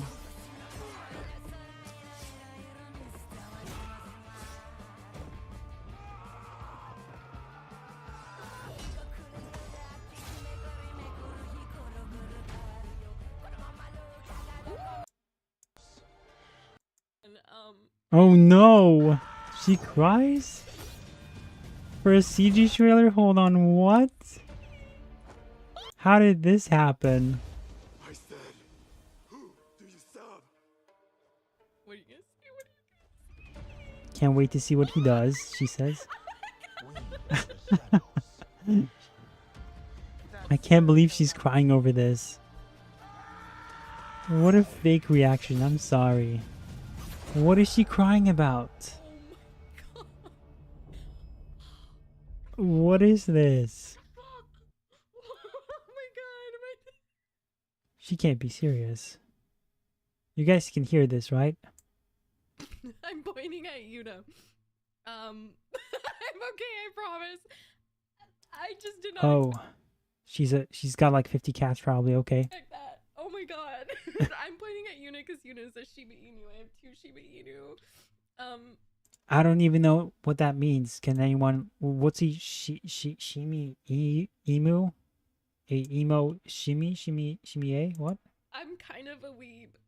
Oh, I've been great. to Japan. I love Japan. It's just not what I expected. Oh, really? Name all the anime. It's like even better than what I expected. Do you know it's a CG trailer, woman? I don't know what to say. It just looks so This is worse than I expected, honestly. I expected somebody who would be moderately excited for it and show some signs of chivalry, but this just took a wild turn. She started crying. She declared herself to be a weeb. It's like the mixture of everything, the worst things that you could admit of being, are all in this video. And I can't believe I just kind of found this random video and I'm like, this thumbnail looks like shill. And I'm like, okay, let's see what this is. Let's just watch this on the stream. Let's see maybe if my intuition, just going off of this one tiny still frame, or like the thumbnail, and then this one like 5-second intro of her just being very happy and oh guys, I'm a gamer girl, hey, I'm here to watch this trailer, let's see how this goes. Yeah, it's worse than I even imagined. And this is what people tell me. It's like, oh, you can't judge movies before they come out. Who do you think you're talking to? I can judge a video, a 30-minute video, and an opinion of a woman just by looking at her thumbnail. Do not question my authority. Let's look at this. Who are Naoe and Yasuke. And I think Yasuke was a real person. Who's With our Yasuke? dual protagonist, we have two fantasy. The Oh, they're continuing their descriptions. samurai Okay. and the shinobi. We want the player to Oh. experience both, and we Yes. cannot squeeze both fantasy into one character Right. because samurai and shinobi came from a different social class. They Mhm. have different lives, so we cannot really mix them together. The historical character of Yet you still did? Is that what they're saying? Yasuke presented Yes. a really Yes. exciting opportunity for the narrative team. I knew we there approached was it in a- the same way that so much of the black work is done in samurai or Assassin's shinobi. Creed, which is really in terms of research and history first. Not a lot is known about him, but what we did know, or we do know, is that he arrived in Japan in 1579, right when our game starts. And that he had relationships with some of the most interesting people in our setting, like Oda Nobunaga, the Portuguese, and Jesuits, which made Hosky it says yes. very sort of tantalizing and enticing from a narrative perspective. Whoa, whoa, whoa, with hold some on. of She the most said interesting Jesuits. And who is Right, this or woman shinobi, talking? Which is really in terms of research. Hold on. Both, and we Yes. cannot. He's the squeeze game both director. fantasy into What's the one woman's character position? because, samurai and shinobi came from a different social class. They have different lives, so we cannot really mix them together. Let's like read The into this. historical character of Yasuke presented Yes. a really Yes. exciting opportunity for the narrative. Associate narrative director.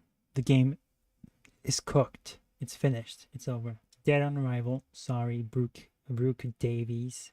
Narrative team. I knew we there approached was it in a- the same way that so much of the black work is done in samurai or Assassin's shinobi. Creed, which is really in terms of research and history first. Not a lot is known about him, but what we did know. But we did know that he is black. He's a samurai. He exists. That's all we needed to make him the protagonist of our AAA game. Or we do know is that he arrived in Japan in 1579, right when our game starts. And Just coincidentally, that's just something. Yeah. and that I wonder if they had to change around the dates of the game just to kind of like fit him in, since he wasn't there to be. Or maybe they just lucked out. Maybe they shifted around. Like maybe it was close to that era. he had relationships with some of the most interesting people in our setting, like Oda Nobunaga, the Portuguese, and Jesuits, which made Okay. it very sort of tantalizing and enticing from a narrative perspective to come in and start weaving these facts with story in between. The more we read about the character, the more he was inspiring for us. He's a foreigner discovering Japan, and we thought it's the perfect fit because he's discovering Japan and you are discovering Japan also. And on the flip side, we have I mean, why though? I'm watching Shogun, and I guess there's a white character there, but there's multiple white characters because it's set in a different time. But if Shogun was just a show about samurai and what they were doing, I can just go watch, like 50s samurai films. Or I can play Ghost of Tsushima, and I don't need a outsider to introduce me to this world.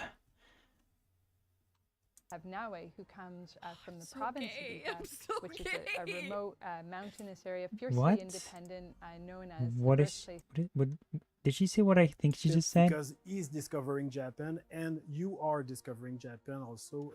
And on the flip side, we have Naue, who comes from the So province gay. of I'm Iga, so which is a gay. remote Did she really just say that she is gay? She is so gay. Did she really just? Why did you just say that? What is going on? mountainous area, fiercely independent, known as the birthplace of shinobi. So they're very contrasting perspectives that really expose a lot of different sides and facets of the era. When Oda came, Just randomly. Oh. She's a gay. She's a gay. I'm a gay. he completely destroyed Iga. It's like, what are you even saying? Are you saying what I think you're saying?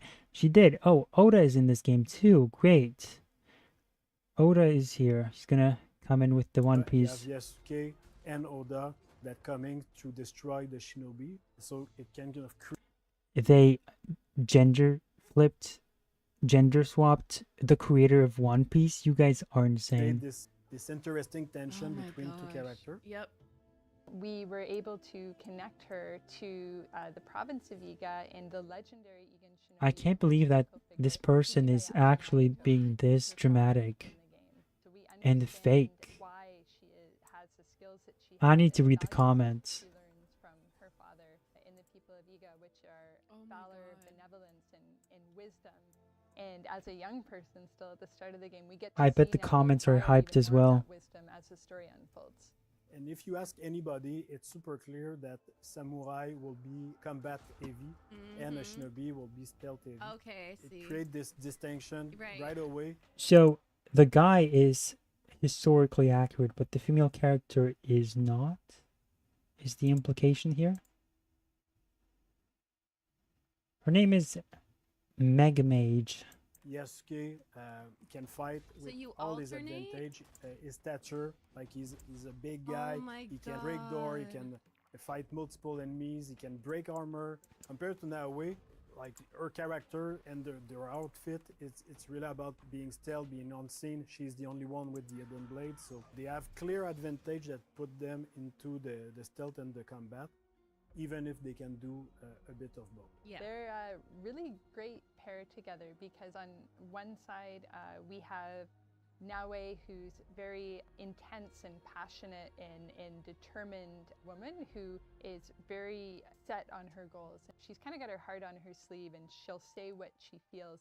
So the comments I'm reading are generally like neutral. They're like just kind of adding on. I guess they're more positive since they're providing commentary as to what they're saying, but no one is saying that this looks amazing. They're just saying, oh, this aspect from like, oh, it's 50 years before this other event, before Ezio sat down with a branch in Firenze, taking his final breaths, and like references Meg. Oh, there's one. Meg crying at the Ezio theme.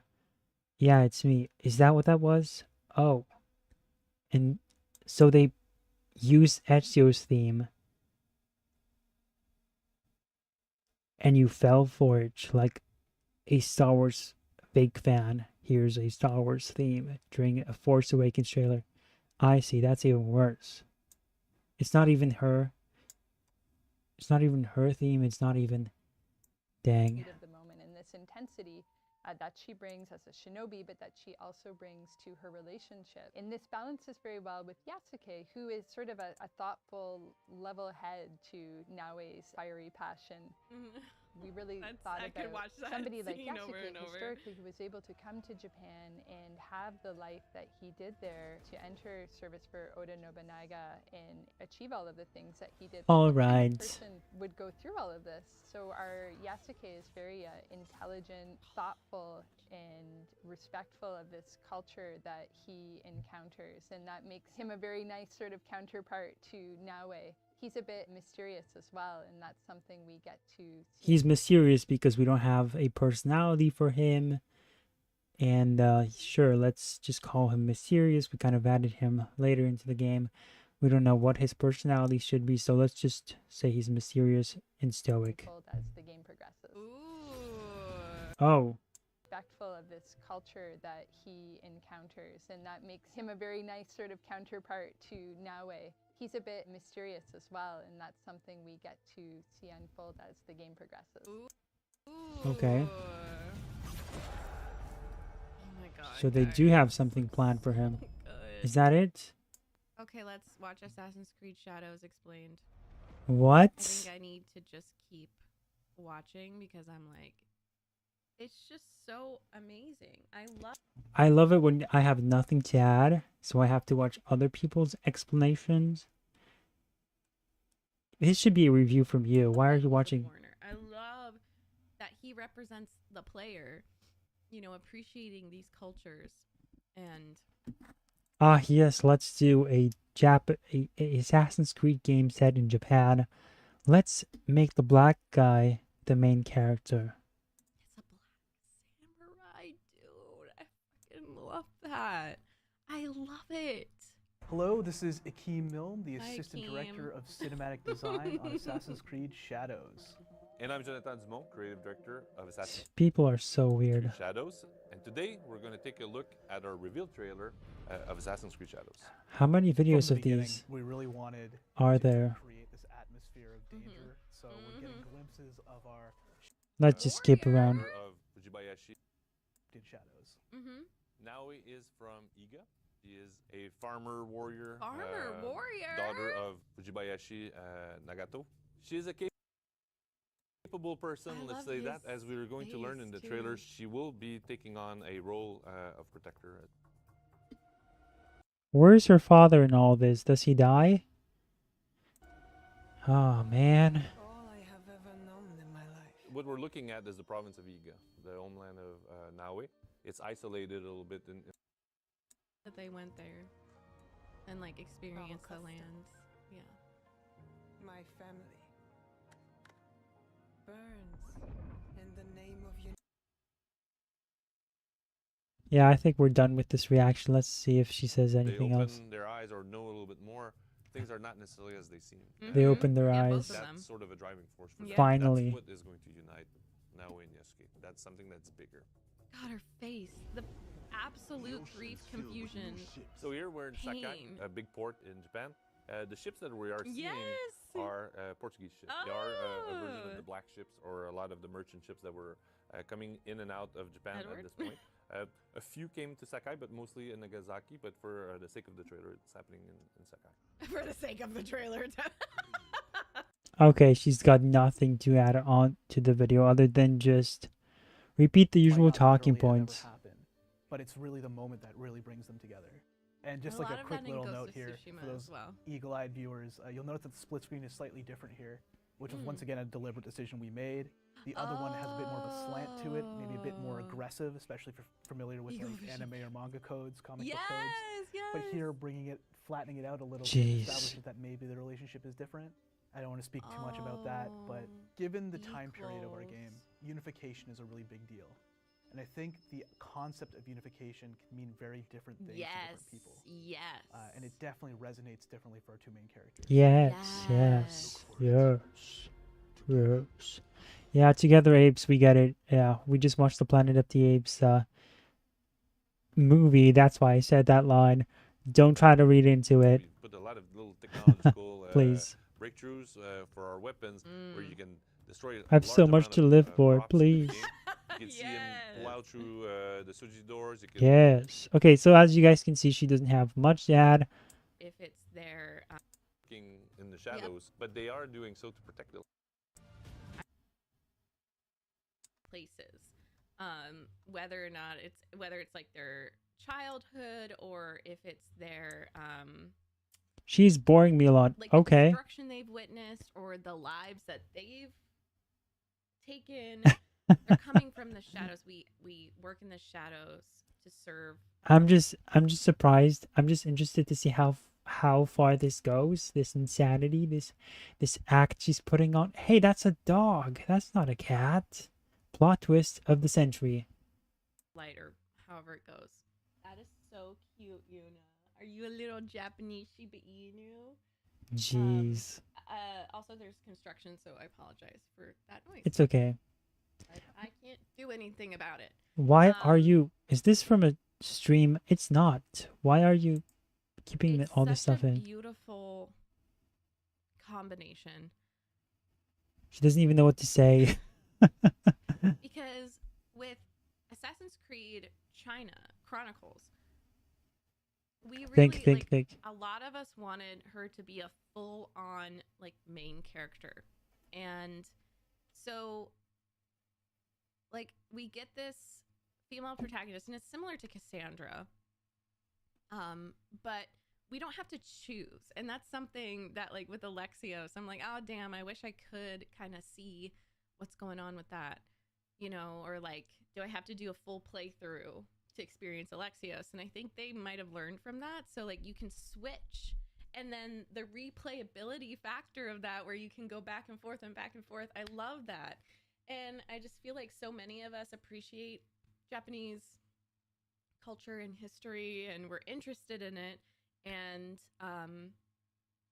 this seems like a really beautiful way to integrate a character who represents us, like as Speak for appreciators yourself. rather than like, you know, being born into it. Because the truth is, we have Jin Sakai, we have I haven't played it, but I really want to, Sekiro.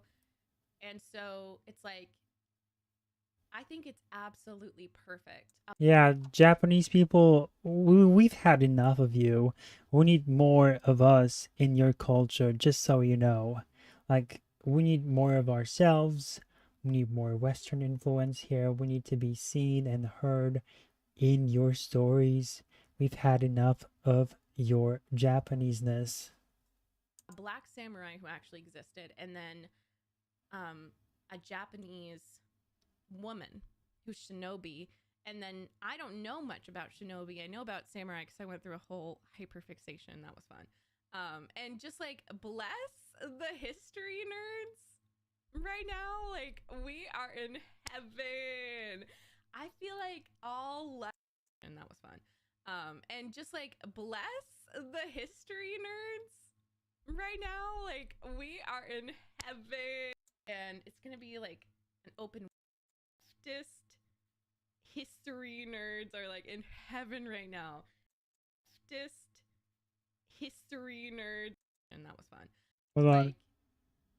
I think it's absolutely Okay, I cannot. Never mind. I tried replaying her catchphrase, but it's too difficult. The video is too long. Death Note switched up their theme song, and it was like a kind of Okay, metal fine. one. But I've been interested in like Japanese metal. She's getting me rock sleepy. and Okay, no, we stuff, can't and lose so Far I'm Cry. gonna look that Live. song up Okay, we're done with instantly this woman here. Last thing, last video for today. We're gonna run through it, and guess what? It is going to be. I am a girl. I am a girl. I am a girl. I am a girl. I am a girl. I am a girl. I am a girl. None of those people didn't sound like girl. Huh? Those people didn't sound like girl. So we did the guys. I mean the guy. Wait, the girl pretending to be a guy. Now we're doing a guy pretending to be a girl, and I will agree. I don't know which one sounded like a girl, but hey, doesn't matter. We're gonna try to find out. Well, we'll find out anyway. But let's see how this goes. I gotta say, this video is shorter than the male one, the men one, which means that maybe the women do a better job at finding out who the imposter was. So that'd be pretty interesting. That'd be interesting. And if that were to be the case. These people sound like a girl? Didn't sound. They didn't sound like a girl. Huh? They didn't sound like a girl. None of these people didn't sound. Is that what you said? None of these people didn't sound. You can't None be of too these negative. people sounded like a girl. None of these people sounded like a girl. None of these girls didn't There you go. not sound like a girl. You know what I mean? Whatever. They all sound like women. That's what I was trying to say. It's supposed to be a mole. And I'm like, All these people. None of these voices, just by voices. All these people sounded like girls. Yeah. Maybe I'll close my eyes for this one. Just want to replay it just so we can see? No, I just need some more sleep. Good morning. I'm Claire. I'm from Huntington Beach, and I'm 24. I'm Hania. I'm 26, and I'm from Inglewood. I'm Sang. I'm 23 and I'm from Long Beach, California. I'm Mia. I'm 19, and I'm from Pasadena, California. I'm Celeste. I'm 19 and I'm from Culver City, California. I'm Casey. I'm 18, and I'm from Los Angeles, California. My name is Natalie, but you can call me Nat. Oh my. Oh. What the? That's crazy. Yo. That is a great. That's a plot twist. Yo. For the most part, my technique coming in What? was like a more masculine take on it, because if I was too How? feminine, it would be too. He's a voice actor. He's a voice actor. That makes sense. But who, man? That's a. I thought that was his actual voice for a second. I was like, what? He's very good. He's fucking good. Speaking of people who are really good at it, you know that? Oh, you probably know this. Miss Regina is the one who did both Huey and Riley Freeman. She didn't really. Yeah. I mean, she didn't change her voice to the same extent as this guy did. He just sounds like a totally different person. Yep. I said Regina. It's Regina King. Regina, Okay, yeah. so I'm not crazy. Regina. Well, you said Regina, so even if you see vagina, that's Regina is just Regina. It's just said differently. No. What's the difference? How's it written differently? It's not written differently, but Okay, but it's the same name. Regina King. Regina, Regina. The same name. I thought because you said Virginia King. No, I said What? Regina King. No, the first time you said Virginia. No, That's he why I went, didn't. I don't think so. Regina King. Now play the tape back, or Yeah, maybe play I back. need to wake up. Regina King. There you go. Jesus Christ. This is gonna be a tough one. Let's go. Like, what's everyone's shoe size? Ooh, I'm a size 10. 10? Yeah, 10 in women's. How tall are you? Oh, yeah. In other words, ooh, you a big bitch. They might even just look at her and be like, "You're too tall to be a woman." Yeah. I'm a short girly. I'm 4'11" without these heels on. Whoa. On a good day, I'm 5'4" though. I am wearing size 7.5. I think it's pretty average for girls, I guess. I'm like 5'3". I'm a size 5'5". I'm 6 foot. And It's kind of suspicious that the girls are very close to one another, but the guy is very far away. So that's already kind of a tell. Isn't that interesting that the girls kind of like stick close to one another? and I have a shoe size of 9, so. I like how we all just started sharing our height. Maybe it's I just a think perspective. Casey getting eliminated, and the two people on the right, the black girl and the tall one. Can I ask you guys something? Yeah. What's like your biggest insecurity? Ooh, good question. Hard hitting. I was suspicious of Hania at first, just because she seemed to be asking a lot of the questions and having a large role in the discussion. I got a big So she's masculine. What did she say? So that's a woman. Bro. I was suspicious of Hania at first, just because she seemed to be asking a lot of the questions and having a large role in the discussion. I got a big old forehead. Okay. Big forehead. I got a big old forehead. Yeah, but it's on mine. It's my little big old forehead. I gotta live with it. Mm-hmm. I'm coming for everyone with a regular forehead because y'all sound like y'all got regular foreheads. Like I'm getting regular forehead energy here. Look at this regular forehead ass bitch. Yeah, that's a woman.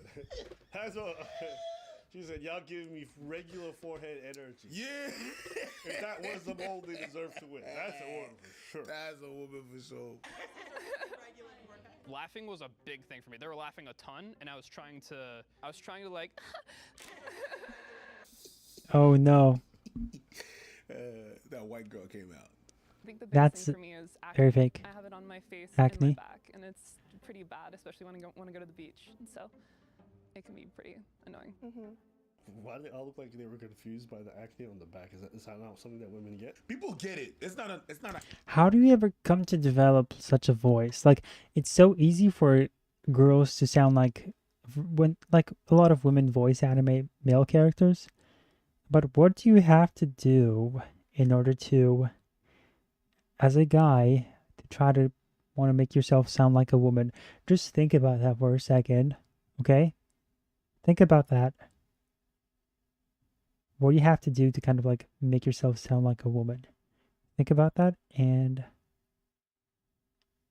all right, yeah. Hopefully you thought about that, and now let's watch the rest. Abnormal thing. But do women get it? Women get acne on the back. What did you guys want to be when like you were a little girl? I really wanted to be a veterinarian. Same. I really loved animals. I still love animals. He said same, so that's also like a giveaway. It's like, oh, I don't know what to say, but I'm gonna just inject myself into the conversation so that they think I said something. But then by saying same, you end up kind of telling on yourself by copying what somebody else is saying. You'll see. All of them will have different answers. I can relate to that. Actually, I have horses back in Washington, so yeah. Although he's kind of recovering him here with a story. Same as Scooby-Doo. It's great. Scooby-Oo! Yeah, he's adorable. You're a horse! Scooby-Doo! You're definitely one of the girlies. If they get through because of this bullshit... Scooby-Doo sounds like a guy name that a guy would give to somebody. What they were like off the page, like the horses thing. I just jumped in as soon as I could. I'm like, yeah, I have horses. I don't have horses. Let's go. Back in Washington. Let's go. Hey, listen. This guy's a great liar. He caught me with that one. I thought he really did have it. He just, I didn't think. Hey, good job. Let's go. Listen, you can have all my money. You've won the fraud case. For me, I've always wanted to be like a singer, songwriter. So that's what I'm trying to do. Okay. Can you sing? So I'm assuming you can sing. Yeah, I do. I write my own songs and I like release them. Okay, so we're gonna be like your. Casey's getting eliminated. Yeah, for sure. That'd be awesome. Casey's voice is kind of high, so it did make me a little suspect. I'm like, she kind of sounds like a princess from a Disney movie, and that doesn't just happen. It does.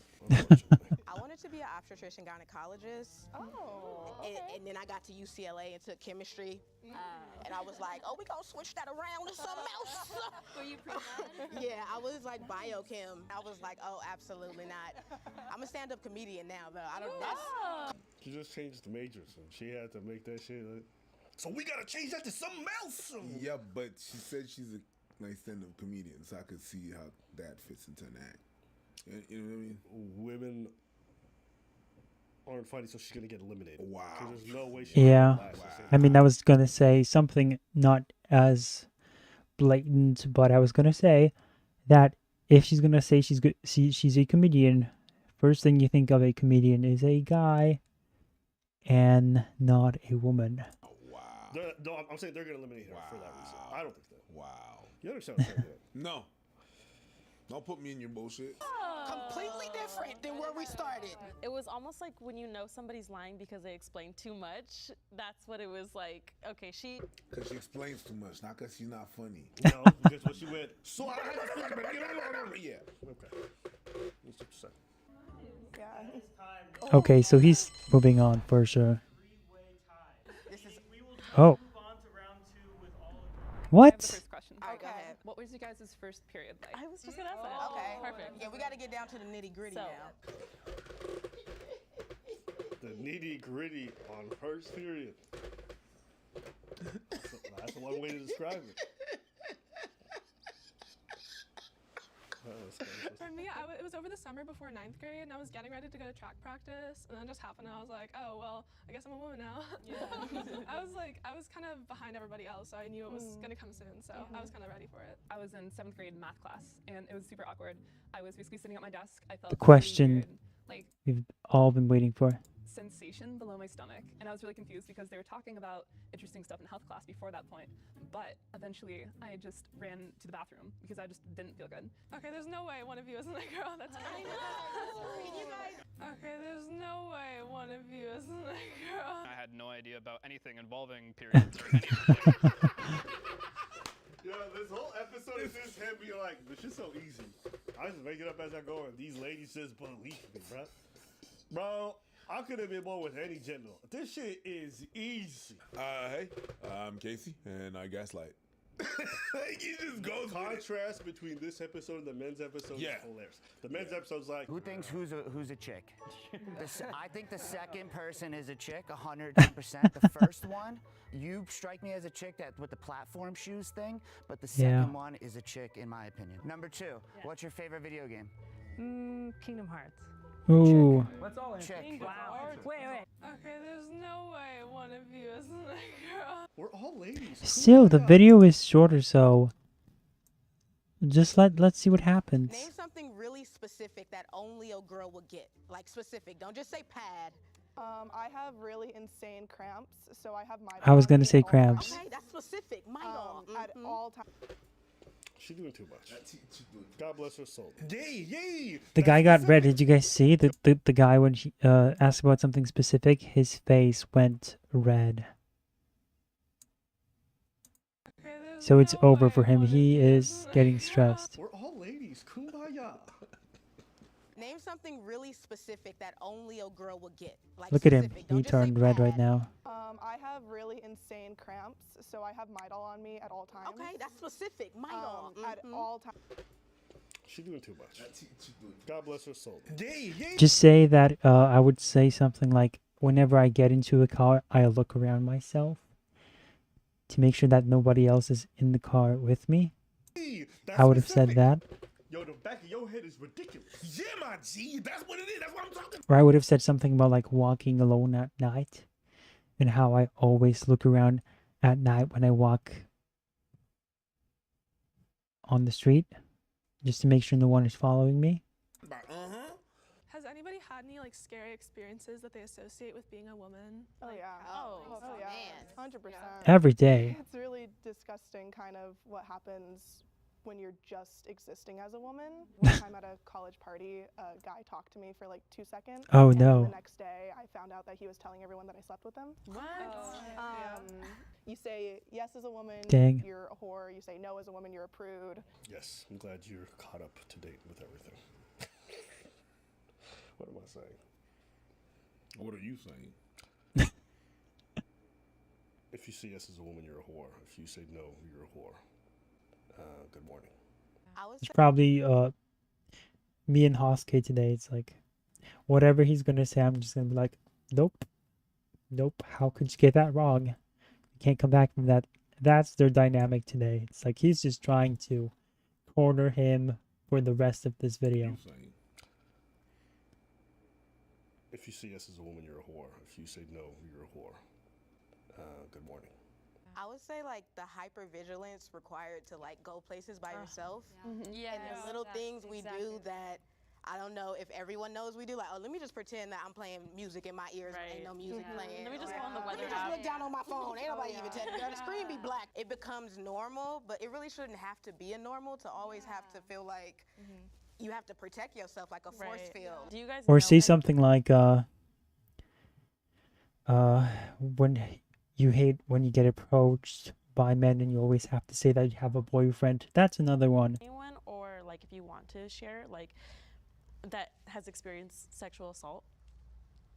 I'll volunteer myself. I've came so far to be able to volunteer myself publicly, and I'm proud of myself. I've experienced sexual assault, and I think it does have Snapping. a very it halts your growth as far as what you feel you should be mentally as a woman. But there's a lot of emotional and spiritual things that you have to do in order to fully evolve to even volunteer yourself as Tribune to say that acknowledge that.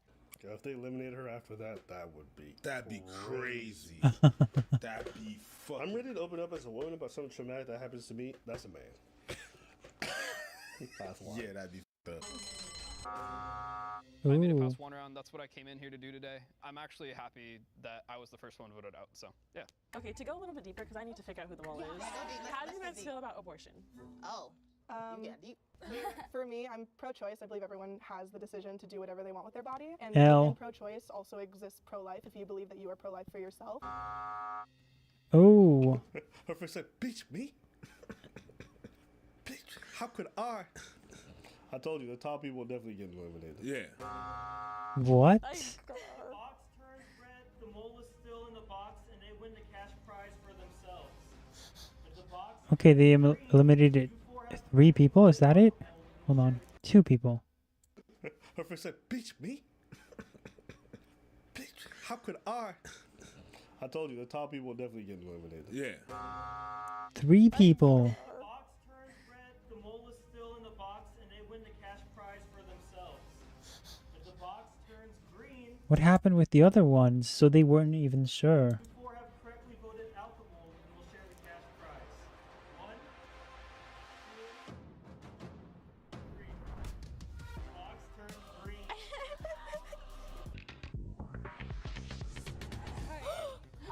No, honestly, it's a weird experience, but no, it starts up here. It's cool. It goes 10, 9, 8, 7, 6, 5, 4, 3, 2, 1. Whoa. Oh my god. Nat looks like he was in like High School Musical or something, like Camp Rock. So when I opened my eyes and saw Zac Efron, I was like, okay. It got me. Like, I really feel like You don't even look like that. She just winging it. Random white dude. She just winging it. I do a YouTube channel, and so I used to do like Omegle content, and then I went to like some gaming stuff, and so yeah, that's what I do for. That's hilarious. Whoa! Stop. I am flabbergasted. Wait, Didn't you ask a period question? Yeah. Okay, that's exactly what we're teaching. Okay. Alright, that's it. With the women, we don't even know what the rationale behind him getting voted out was. With the guys, we knew right away. Any thoughts or comments? No, you got so. Nothing. No, you got nothing. Nothing. Your girl isn't there. Good for her. Any thoughts or comments? All right, let us know what you guys think of the time. So with the women, we didn't really find out why. With the women, they voted him out on the second round, which was also the case with the men. They voted out the mole in the second round, but so it took them the same amount of time, and the women lost more people. So that means they lost 3, whereas the guys only lost 2. So I mean lost, including the guys and the girls. They eliminated 2, and the girls eliminated 3. So hey, that's like the difference you can kind of pinpoint. It's pretty interesting. So they still weren't sure, so their reasoning for why they got rid of the guy was not very, they were not confident in that.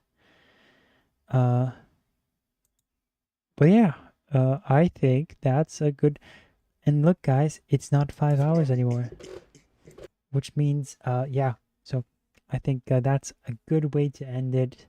We were supposed to watch this last time, but as you guys can imagine, once you get to 5 hours, you're like, nope, that's it from us. And that's pretty much where we're going to end it here today as well. And thank you for coming by. Thanks for this second person who just joined on Twitch. And thanks, guys. Thank you for being here as well. I'm going to say something else, but I guess I shouldn't prolong the stream any longer. So once again, take care and see you next time. Bye.